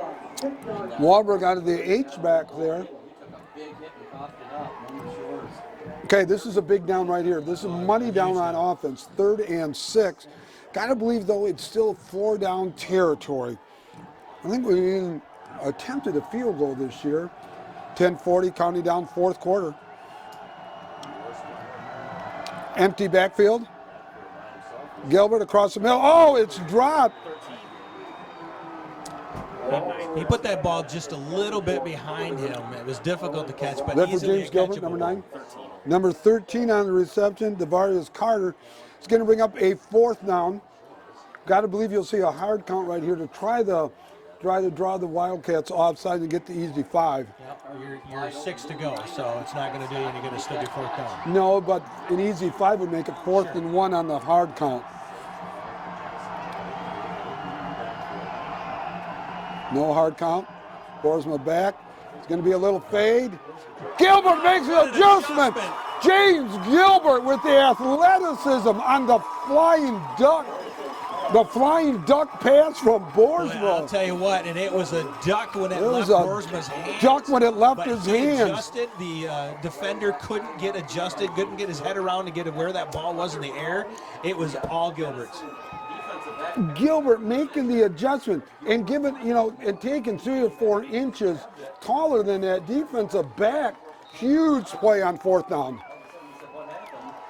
Well, that is a huge And play no for disrespect, Bonus Shores. not to him, but that was bad. That ball was not pretty leaving the hands. No, it but was guess what? It got there and did what And it I needed don't to know do. if it got touched as it was leaving his It may have hands. been. Heckema's kick, it's up, and it is good. So, as we said, the last team to have the ball. Right now, your Sailors are up by 15. We are into the 4th quarter. We are 1 minute and 34 seconds into the quarter. Your score now. Sailor Nation, it's 35-20 in an offensive display of football. Looking to buy or sell? Look no further than our broadcast booth sponsor, John Vandervelde at Nexus Realty. Give him a call at 231-759-3634 or go see him at 880 West Broadway Avenue in Muskegon. Nexus Realty, team-based real estate professionals. All the protection you need, nothing you don't. At Lake Michigan Insurance Agency, save on the insurance you need and stop paying for the insurance you don't need. Trust our experts to find the perfect amount of coverage for you, making sure you're covered when you need it and how you need it. But the savings don't stop there. We also shop over 16 insurance providers, industry leaders like Citizens and Frankenmuth Insurance, to make sure you get the highest quality coverage at the lowest possible rate. In Muskegon County, trust Ryan Rozecki to start a quote for you today. Visit Ryan at our Norton Avenue office in the Park Place Shopping Center near Goodwill and Pints and Courts Restaurant, or visit lnc.org/insurance to get started. Welcome back, everyone. Hey, we got a score to pass along. Next week's opponent, the Muskegon Big Reds, ranked number 1 in Division III, number 1 in all the land here in the state of Michigan, has just rolled over Grand Rapids Union by the score in a close one, 70-6. Number 1, there's an opening down that side. Number 1 going down that side. He breaks one all the way down to about exactly what we didn't need to happen. Well, I'll tell you what, number 1 for there is Peyton Young, bringing it all the way into Sailor territory. He's being marked at the 36-yard line. Their kickoff coverage has come back to the left side every time. They've got something set up where about the second or third block, that returner is able to come through a seam and just blow right through. If I'm short, I'm squibbing that kick. Oh yeah. From here on out, Oh I'm yeah. not giving them the opportunity to do that because they have a really stout setup. For that return. I think you used the perfect word, stout. The defense has to become stout now. That's right. Nobody has stopped anybody. Every possession has turned into a touchdown. We haven't had a punt, turnover, or loss, or turnover on downs. Keeper. There he goes, the elusive. He cuts through, he dips down, picks up about 9 yards on the carry. I tell you what, this has been one heck of a game. I haven't seen a game like this in years. And I've been around a long time. Yeah, this is great. I'll tell you what, it's for both teams, win or lose, whoever's going to be here, it's going to be unfortunate, whoever has to go home the loser here, but everybody needs to keep your head held high. Hey, had this type of a play. Had a chance for Tom Kendra to interview me during halftime. I got a little special thing I want to share with Sailor Nation. All right, going around that side. It's going to run out of bounds after a pickup of about a yard maybe at the most. You know, Tommy, I was honored to be on Tommy's halftime show. Tom Kendra, longtime announcer and dear friend. We're going to interview Tom now. We're going to reciprocate the favor. That's right. We're going to Next have week. Tom during our pregame show at Hankley Stadium. Let's tune into that. That's Going to be a good one. opportunity Tom to has seen a lot of football. That's right. And, And what a great game to do it at. Oh my God, perfect game. To be As, able to- as kind and as knowledgeable and well respected in his community as Tom Kendra, I think it's going to be it's just going to be great to have Tom, and it's going to be our pregame, and we're going to start our pregame a little early, if we're blessed with good big weather. game. Big Well, game it's going to be a before game. Christmas, I'm going to big be at. weather, or good weather. I'm going to try to get to Hankley by 5 o'clock, so I can help you set up and get the sidelines all set up for that game. But we want to get Tom on the air as quickly as we can so we can talk. I'd like to have an expanded one. If you and Kim will allow us to do. And I want you to join in on the interview because you see football from a different perspective as Tom and I do, and your insight and your knowledge is wanted. Quick pass. Almost knocked intercepted. down. Almost. 54 on the tip. Knocked down by number 54 for the Sailors. That's big Jordan Calloway, 6'6", 235. Callie knocking it down, and that brings up a 4th and 6. And Callie, if we ever needed a big fella, we needed it then. He got that big hand up in the air and knocked it down, and now Cade? Yeah. he's Sounds like we've got the old school cross country runners. Cade, thanks for joining us and out here on Sailor Nation Sports. We're going to be with it. I'm going to be quiet. 4th and 6. Ball at the 22. 9:08. Pass. It's going to be throw. It's going to be caught, and it's going to be looks like it's going to be a first down by a yard. He just got the first down. Number 1 on the reception. Reception by Peyton Young, number 1, the senior slot defensive back. Tackled by 13. Young again with the big kickoff return who grabbed that. Tackled by number 13. As always, Devarius Carter. Going away by any means. Fullback going to carry the ball. Fullback breaks through the middle for a touchdown. Almost untouched. Number 7, untouched, Gerald Jackson.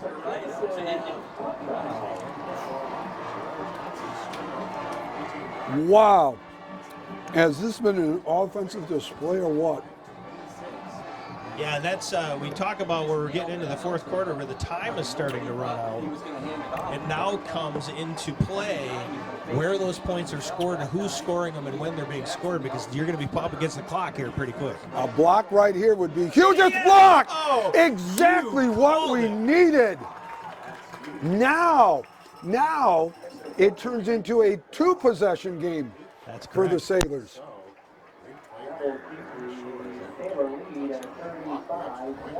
If they score. Because it's a 2-possession game. 9 points. I tell you what, I got a little excited you were because calling it right as it was happening. The block was perfect. That's the Greek gods of football shining upon us, huh? Did I say? Did I call Absolutely. it wrong? That's 39 years of experience, just being old, huh? Right? Bob Grant, I appreciate the offer for the spotter for the Muskegon game. I know how much you'd like to be in there, but I actually think that Noah might fight you for that one. Bob Grant asked if we needed a spotter for the Muskegon. Oh, Bob, thank you so much. That's nice of you, but I think Noah might fight you off for that one. But Bob, Noah's going to be retiring. He's going to go off. No, we're still going to Michigan, though, right? Hopefully. There's that word again. That hopefully again. I gotta get accepted first. Can you work on the acceptance here? We're working on it. Okay, we're working on it. Okay. All right, so the blocked PAT now turns it into a touchdown and a field goal. So it turns it into a 2-possession game, which is huge. Yeah, and again, you're looking at the clock now as being part Right. of the factor against you if you're Jenison. Well, not only that, but we'll get into that in a minute. Nice little kick.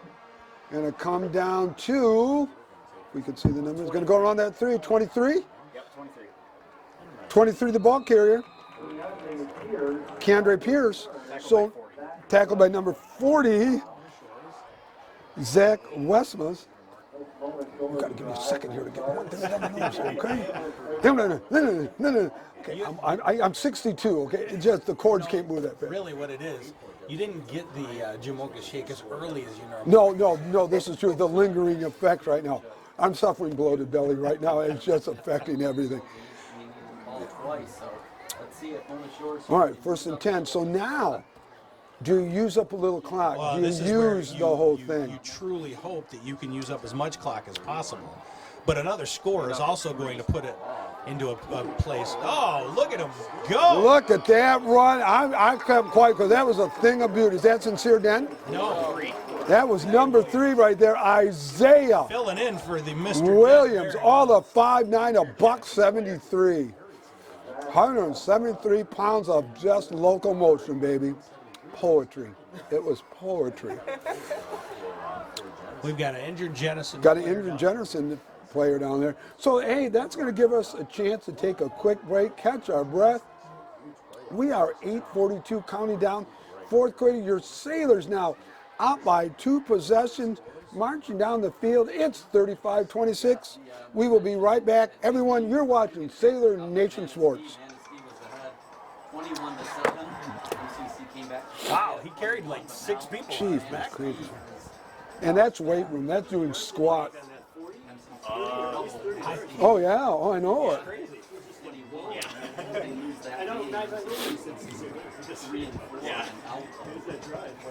We had 120 people watching. No way. Well, And it's been fluctuating between 110 and 120. that's 4 times as many as one game. Remember one game we were 30, 33? So how many people joined now? What are we up to? We're almost to 650. We won't hit 700. Okay, you better get a hold of Mrs. Detloff. Because last time we contacted her, she hooked us with 30-some people, okay? Ready to come back? Yeah, I'm ready, boss. Coming back in 5, 4, 3. Want to welcome everyone back in an action-filled game. Finally got to catch my breath. My friend Joe got to catch, everybody got to catch your breath here a minute. Because honestly, we have not had a punt. We have not had a turnover. We have not had a stoppage of downs. It's been go, go, go, go. Boersma carrying that ball. Boersma around that right side. Probably the fewest amount of yardage he picked up, all of about a yard, maybe 2 at the most. Yeah, I mean, you go all the way back to the first 2 possessions that these teams had, where they weren't able to move the ball past midfield very far. But after that, both of these offensive have exploded. And really, it's the defensive had, on both sides of the ball haven't been able to come up with an answer to stop each other. 2nd down to 8, 7:45 counting down. Boersma carrying the ball. Boersma's going to pick up about 3 more yards, bring up about a 3rd and 5, maybe a long 6. Tackled by number 2, Raymond Russo, the American version of his name, Russo. Russo. I like that one better. Did you like that? Okay, we'll do that one. 3rd down and 4. Surprised we're not using just a little bit more clock, milking it a little bit, to be honest with you. Being the ineptness of us being able to try to stop them. And Wahlberg, Boersma keeping up. Boersma, I don't think, is going to get it right here. Conservative call here for Coach Kozak, I thought. And he's upset. Headphones are off. He's upset. Now, do you punt? I do. I give him a short field. I go with the quick pooch kick myself because we haven't been able to stop. Nobody's been able to stop anybody in the second half. It looks like we may very well be going for it. They're 4th going and 4. Hard count here, maybe? Yep, there's a hard count. Drew him offside right there. Exactly what we dialed up. Now, is it on them or is it on us? It's on them. There's the easy 1st down. We caught a break. I'll tell you what. Well, we've been talking about that. If you're Jenison in this, boy, what a just a disappointing. He's walking call home right tonight, there. isn't he, if they lose the game? His mom and daddy aren't You've got bringing him any home. hope, you've Yeah, got I'm bringing your blood home, man. He jumped off sideline. That ain't going to happen around us. Any hope at all? Yeah. You've got to get that 4th down to stick into a punt and get that ball back. That kid's Now- lucky he's not at Mona Shores. It's a long walk back to Jenison. His mom and daddy aren't bringing him home. So it brings up 1st and 10. Ball's at the 31. Sailors catch a break. Hand off to 21. 21 breaks and looses down to the 10, down to the 5, touchdown! Mona Shores, that's number 21, Trayshawn Hatcher. Hatcher all That the way. may put the icing on the cake or the nail in the coffin, kids. Well, I'll tell you what. You can either eat clock or you can score another touchdown. Either way, you're putting the nail in the coffin. It now. Sean Hatcher, he already has a couple of big runs tonight, and now he's got that 31-yard touchdown run. He's a junior. Some other people are stepping up in the absence of. Thank you, Greg Santamore, for the compliment on the great announcing and bringing life to the game. I'll tell you what, these players are the ones that have been bringing life to this game tonight. They have been Sailors in the swinging gate going from left to right. I'm sorry, I didn't mean to interrupt you. Go ahead. No, you're good. Here, let me get it out of that big fella. Snap, the hold. It's a low snap. The hold is up. It is good. So with 6:21 left in a game that has just been epic, your Sailors are up by 16. 2 touchdowns, 2 two-point conversions just to tie the game. But you just can't rest, though. There's been no defense. Nobody's punted the second half. Nobody's turned over the ball. 1 penalty, maybe 2 at the most. No, and it has been an offensive Argonaut of a game. Absolutely, and we're going to stay here because I got a question for you. How did your interview go with new head coach Patrick Leahy? Oh, Patrick was great to have on board, and I tell you what, he brings a lot of life to the wrestling program for Mona Shores. We talked a lot about the cross sports the Mona Shores football players do, the cross country even. He's looking for those lighter weight to have the endurance and the strength that they put into all their training as a cross country runner. It really comes over well into the wrestling world. And I tell you what, he's got a great attitude, and he's here in the booth with us tonight. And I think that the wrestling program for Shores is looking up. Kick, it's a low squib. Great kick. It's going to take a lot of bounces. It's going to go out of bounds, which is fine. It's absolutely perfect with me. Now, Jenison has the option here. I may exercise the option to take the ball at the 35 or kick it again. They're going to take it at the 35 as quickly as they've been scoring. Kind of a moot point, really. Yeah, but you kick it at the 35 because if you give them the opportunity to kick it again, they could straighten it out and squib it down, and they could lose a lot of yards. You're right, could lose, might kick it out of the end. That's one thing, you and I are used to seeing, kicks going in the end zone the last few years. We don't have that this year. And it's caught us a couple times. It caught us in our first game of the year at Grand Valley. Not back to pass. Going downfield, not back to pass, well defended.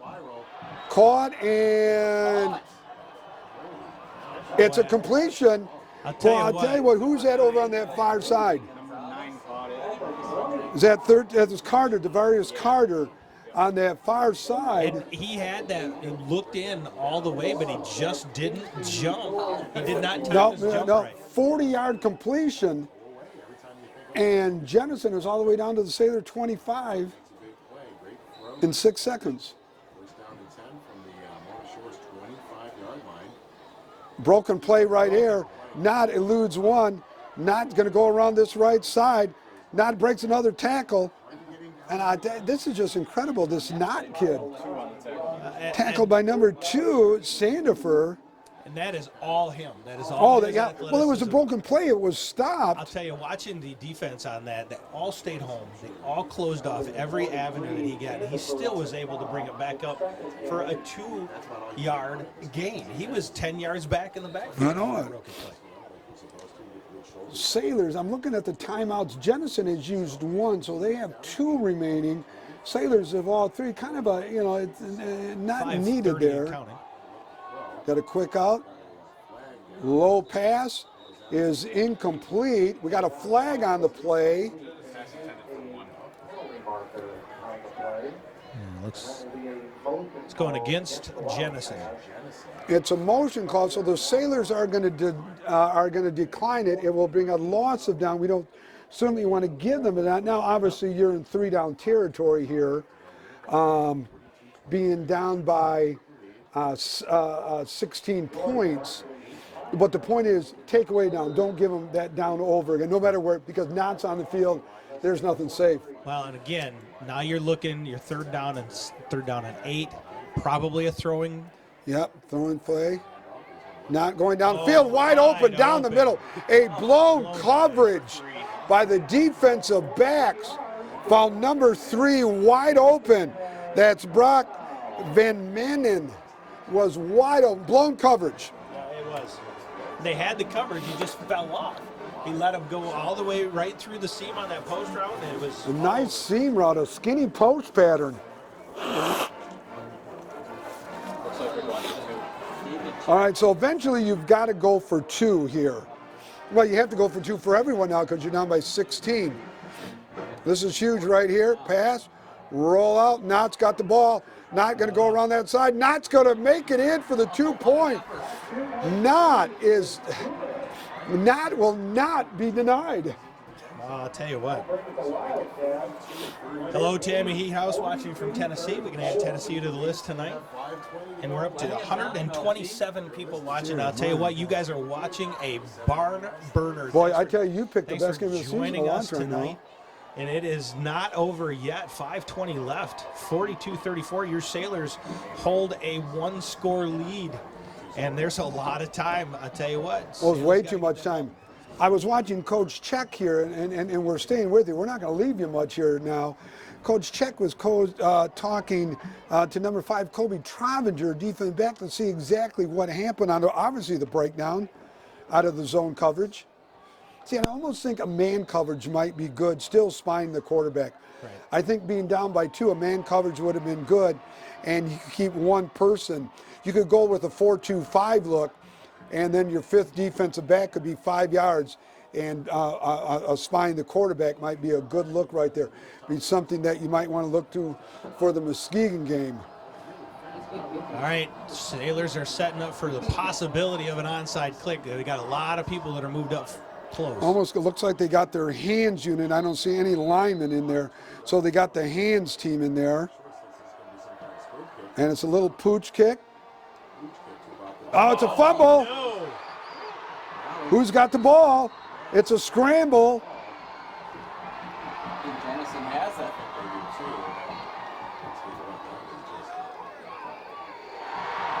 Jenison has the ball. Oh my God, a turn of events. The turnover. And watching him catch it, I think he looked down at the kickoff coverage before he received it. So we've got a game. We had a game all night long. 5:15, Sailor Nation, don't leave anywhere. Don't you dare take a break. We're 35-42, and the Wildcats are a touchdown and a 2-point conversion away from tying this thing up. At stake, the playoff. Home field advantage for the Sailors. A defeat going into the big game of the year could be absolutely demoralizing for the Sailors. Lots of momentum going Jenison's way right now. Clearing out that side. And here's the situation right there. As long as Knott stays behind the line of scrimmage, 13 on that side right there, Devarius Cairo has to respect the receiver as well as the quarterback. So now Coach Zeitman is putting our secondary at bay with the RPO, called run pass option right here. And they're utilizing it to perfection right now. The RPO, the run pass option, spreading out the defense, and you got a quarterback like Knott who can execute it to perfection. Well, and I'll tell you right now, a turnover would be a saving grace if there ever was one. Hand off to number 2. Russo on the carry. Just now going under 5 minutes in the game. Stout on the stop. It's going to bring up a 3rd and 1. Jenison in no hurry right now. First turnover of the game, isn't it? Yes, it was. Yeah, it's the first turnover of the game for both teams. Well played game. A lot of offense. Jenison If you like offense, take advantage of it now. Yeah. Fullback going to carry the ball. He's going to pick up the first down, and about 4 extra yards. So it'll be 1st and 10 for the Wildcats. Ball is going to be marked at about anybody carrying himself now. It seems like every time Mona Shores is on their heels. Yeah, it certainly got this Mona Shores defense guessing. They're not really sure what's going to happen, and that's exactly what Jenison wants. Here we are, 4 minutes, 11 seconds. Pass to the right side, completed at the 10-yard line, taken down at about the 8, maybe the 7. Keandre Pierce. Pierce on the tackle, getting an update from Kent City, where Holden is down by 30 to state-ranked Kent City in a CCS conference tilt for the conference championship. They're here. We're 3:55 counting down, 2nd and 1. Ball's at the 7-yard line. And we talked up, it could be the last team with the ball. It could be Mona Shores right here. Keeper. Not carrying the ball, not going to get the first down, where it'll be 1st and goal at the 5-yard line. Tackled by 75. Tackled by number 75, Jalen Smith. Looks like we're going to be just inside the 5-yard line.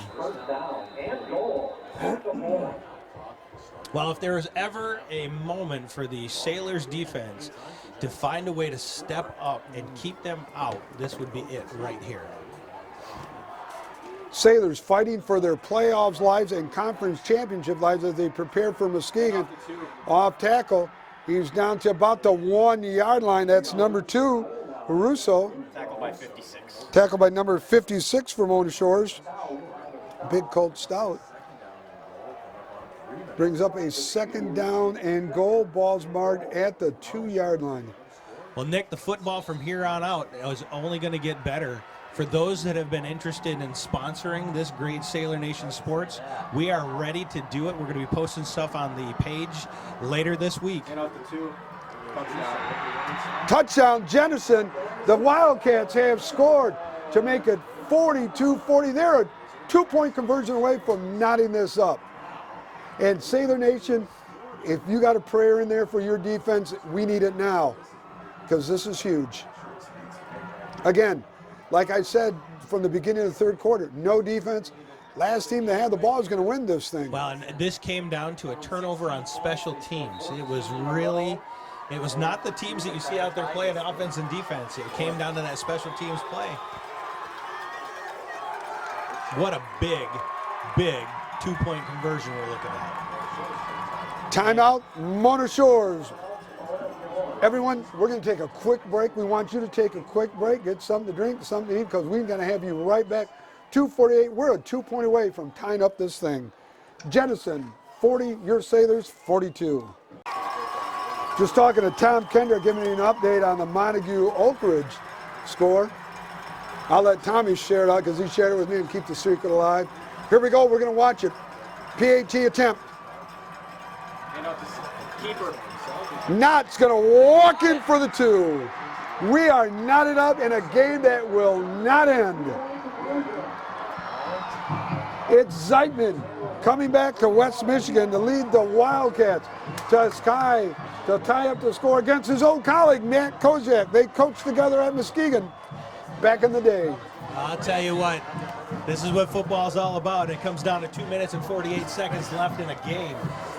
It could be the team with the ball last. Here we are. And it also comes down to another special teams requirement to hold on to that ball. If you're Jenison, who do you kick it to, Nick? Who do you I kick squib that it down ball the to? middle. I don't kick it to anybody. I squib it down the middle and hope my defense, because I'm not going to give them a chance to return it. I don't need an onside right now. We're tied up. I'll be glad to go. But do you kick it to Keandre? I don't. I squib it. See whether or not I squib it that's right still down. got him rattled from I that squib last it down the middle of the field and hope my defense can fly down there, but we're going to see. Or maybe I kick to the kid that fumbled it again. Keandre Pierce. Yeah, Pierce. That's what I'm talking about. Yeah, you may be right. But we're going to watch it and see, because it's aiming right that way. I think it's going to be a high end on run kick. Get that right side down there to get it. Yep, Kick it's it to coming to Pierce. Pierce. Pierce drops it again. Are you kidding me? Pierce again drops it. Well, you were right. You were right, Coach Kanukin. Well, and you know, I feel bad for Keandre on that one because it's getting in his head now, obviously. Oh, yeah. he's had some great returns tonight, but that's really getting in his head, and you can tell that. Oh, yeah. That's something that. So here it is, Coach will first be and working 10. Sailors at their own 18-yard line, 2:44, counting it down. Sincere Dent was out, comes off.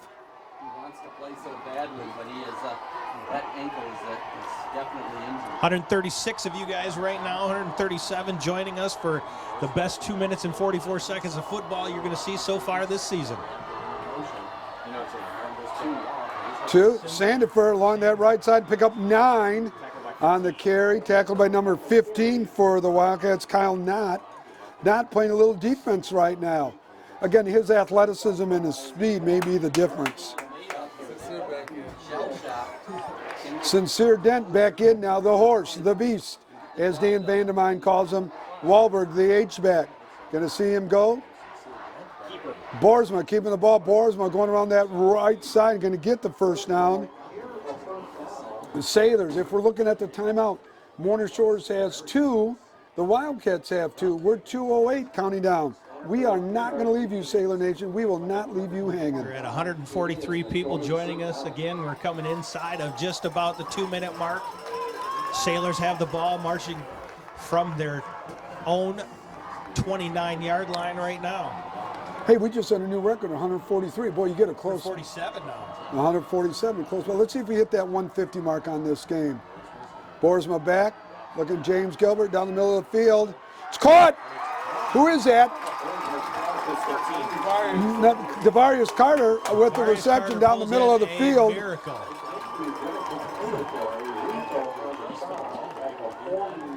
Again, for our viewers out there, every time there's a first down, the clock stops, and once it's reset, This is truly a chess match between Koziak and Zeitman right here.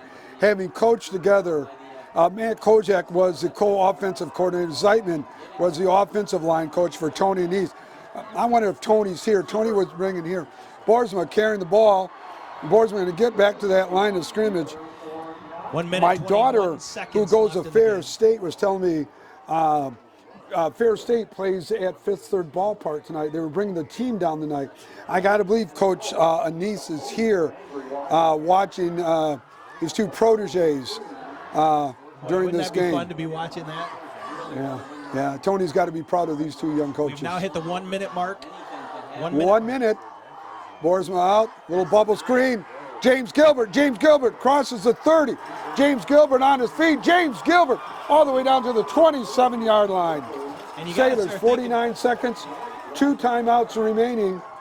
You got to start thinking that if they don't get a first down on every play or a score, that there's going to be a timeout the very first opportunity. Absolutely. Sailors have 2, Wildcats have 2. 49 seconds left. Clock has started. Sincere Dent carrying the ball. Sincere Dent going around that right side. Sincere Dent tiptoes, goes out of bounds on that tender ankle. So that's some moves. Sincere Dent run out of bounds by number 3, Brock Van Menen.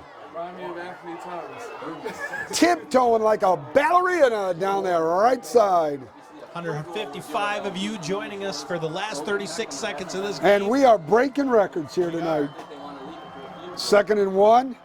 Dent carrying the ball. Dent around that right side. Dent going down the field. Dent down to the 3-yard line to make it the 4-yard line. And if I'm coaching, the beast is back. I'm calling a timeout. I got to give Dent a little bit of a break. You've got 29 seconds. They're going to reset that. Clock stops with the first down. Clock is moving. Oh my God, is this a heart-stopping game or what? The beast is back. Boersma going to carry the ball. Bearsman down there, touch Boersma. Touchdown, Motor Shores. Let's go. Your Sailors have scored with 17 seconds left in the game. In a game that has shown no defense in the second half, we've racked up probably 1,000 yards of offense. And if you love offense, baby, this is your game tonight. Boy, 17 seconds left. I'll tell you what, 17 seconds is not enough time for me. Not enough time You've tonight. Got to Oh, make no. this Oh, my extra point. God. You've got to do it. Coach Hilliker, your offensive line has been just tremendous tonight. And tell you what, Caden Boersma has really stepped up and provided a lot of leadership in the face of a lot of adversity. Oh, absolutely. 17 seconds left. He's a true leader. He's in this had offense. a great game on passing and running. That's correct. He's been lights out. There's a kick. It's up. It is good. Your Sailors with 17 seconds left in the game are now up by 7, 49-42. We're going to be right back.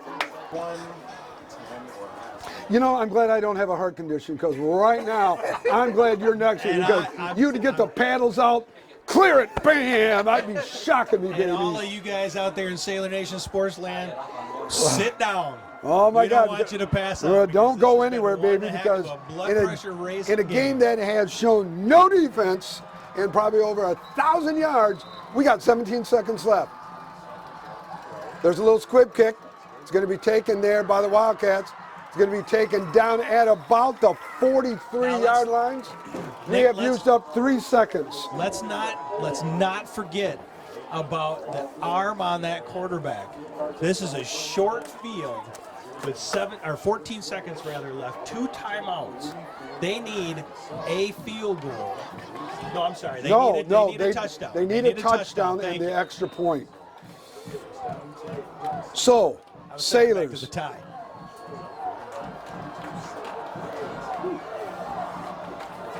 Sailors with 6 defensive backs now. Gonna give him time. Pass across the middle. He's tackled. Boy, what and he catch. is hit. He was 8 seconds left. And again, they're going to keep everything in front. They'll let nothing go behind. And is that number 8? Okay, where's my number guy when I need one? It was that number 1. There he is. Peyton Young got racked as he come across. I'll tell you what, Shores played that. They covered it very, very well. They hit him just as he timed that catch. What a great catch. He's going to have to come out for 1 play. What a great catch. Okay, so Jenison is going to take a timeout. 8 seconds left. Sailors rush 3, 2 linebackers with 6 defensive backs. Smart play right there. I want to know, are they putting in quicker guys to try to rush not a little bit, or are they going with the big heavies inside? We'll see on this next day. Probably got 2 plays left inside, because there was how much time was left at that snap? That was 14, so they burned 6 seconds off. So that was a 6-second play. You'd use 6, that puts it down to 2. You'd have to go in the end zone if you don't score. So we're going to stay here with you. I'll tell you what, I can't wait to see the stats in this game. I don't care about the defensive stats, because the offensive stats got to be something. We talked about it being the last one with the football. Well, it truly is. It truly is. Let's hope it And is. this is one time where I wish we weren't right. All right, we're going to be with it, not back. Going downfield, there's nobody in the end zone. That's knocked down. Jacob Wahlberg knocks the ball down. The All-State candidate and Mike linebacker may have just put the icing on the cake. Now you have to go deep. You have to score a touchdown. And barring a penalty, this is the last play of the game. It comes right down to this. This literally will be the last play game, and you have to go the proverbial Hail Mary. Assuming that we don't tie it up. There's right. Assuming that, right, not only that, but there's no defensive penalty, because the game can't end on a defensive penalty. Boy, I'll tell you It literally comes down to 1 play. You cannot ask for regular season football to ever look better than this. I probably dropped 5 pounds today, maybe 10. I don't know. I'm just sweating my butt. I'll tell you what. So you know CPR and all this stuff. I do. Okay, that's We're good. I can't do it on 3 people at the same time, though. So you can't. No. All right. Then these young kids. I'll let you take care of your own. I'll be fine. I might be hyperventilating. Here we go. Here we go. 4 seconds left. Thanks for Sailor joining Nation, us. we're going to watch it with you. We got trips to the right, split to the left. Can't run the ball. Well, he could, but I don't think there's enough time. So we're going to watch them. I'm surprised they're not empty. Timeout, Mona Shores. That's a good look. Timeout, Mona Shores, just to see. So now the chess game comes into play. Jenison out of timeout. Sailors have 1 still to burn. So what's going to happen is Coach Koziak and Coach Check are going to confer. Coach Slocum in the box and tell him exactly what he saw. We saw a trap. I wouldn't be surprised if you saw an empty set. Get that fullback out of there. So you got 5 wide. Yep. Okay. And honestly, right now they have been able to move that ball through the air pretty Oh, well. pretty proficiently. And they need to because Right. they've Now the question though is, how do you play? Do you play man over the top on the 3, bump and run, which I think I would. I think I would jam him on the line and not the give timing him off that just a chance. little bit. Keep And him just in so front of you. one step could be huge. But if not, they're going to go. Comes down to this. Same look. Same look, going to drop, not rolling out. Not rolling out, not going downfield. It's going to be short. It's going to be short. It's not going to be. That's a ball game. There's the ball Your game. No Sailors penalties. have survived a scare at homecoming for Jenison. Your final score on an epic game, a game in which showed no defense. No defense in this game, my friend, in a game that will go down for the ages. I'll tell you what, again, you look at what made this game a game. Sincere Dent being able to come back in for a couple of plays to motivate some people. The other people stepping up like Isaiah Williams. I tell you what, he did great. Caden Boersma, had the game of his life tonight. He was the stake that held it all down, really. I tell you what. And the defense came up with plays right when they needed to, especially when they were driving down on that very last. We had Wahlberg stepped up and took that And pass knocked it out down of right there. Man, The kickoff to start the third quarter, the second half, being up. I mean, it was just amazing all around. An epic game, which featured no defense except when we needed it at the end. right. But the stats, it's got to be near 1,000 yards of offense. They were up and down all night long. Well, and really, we do need to say this. This is a win. This is a win, and it was a tough win.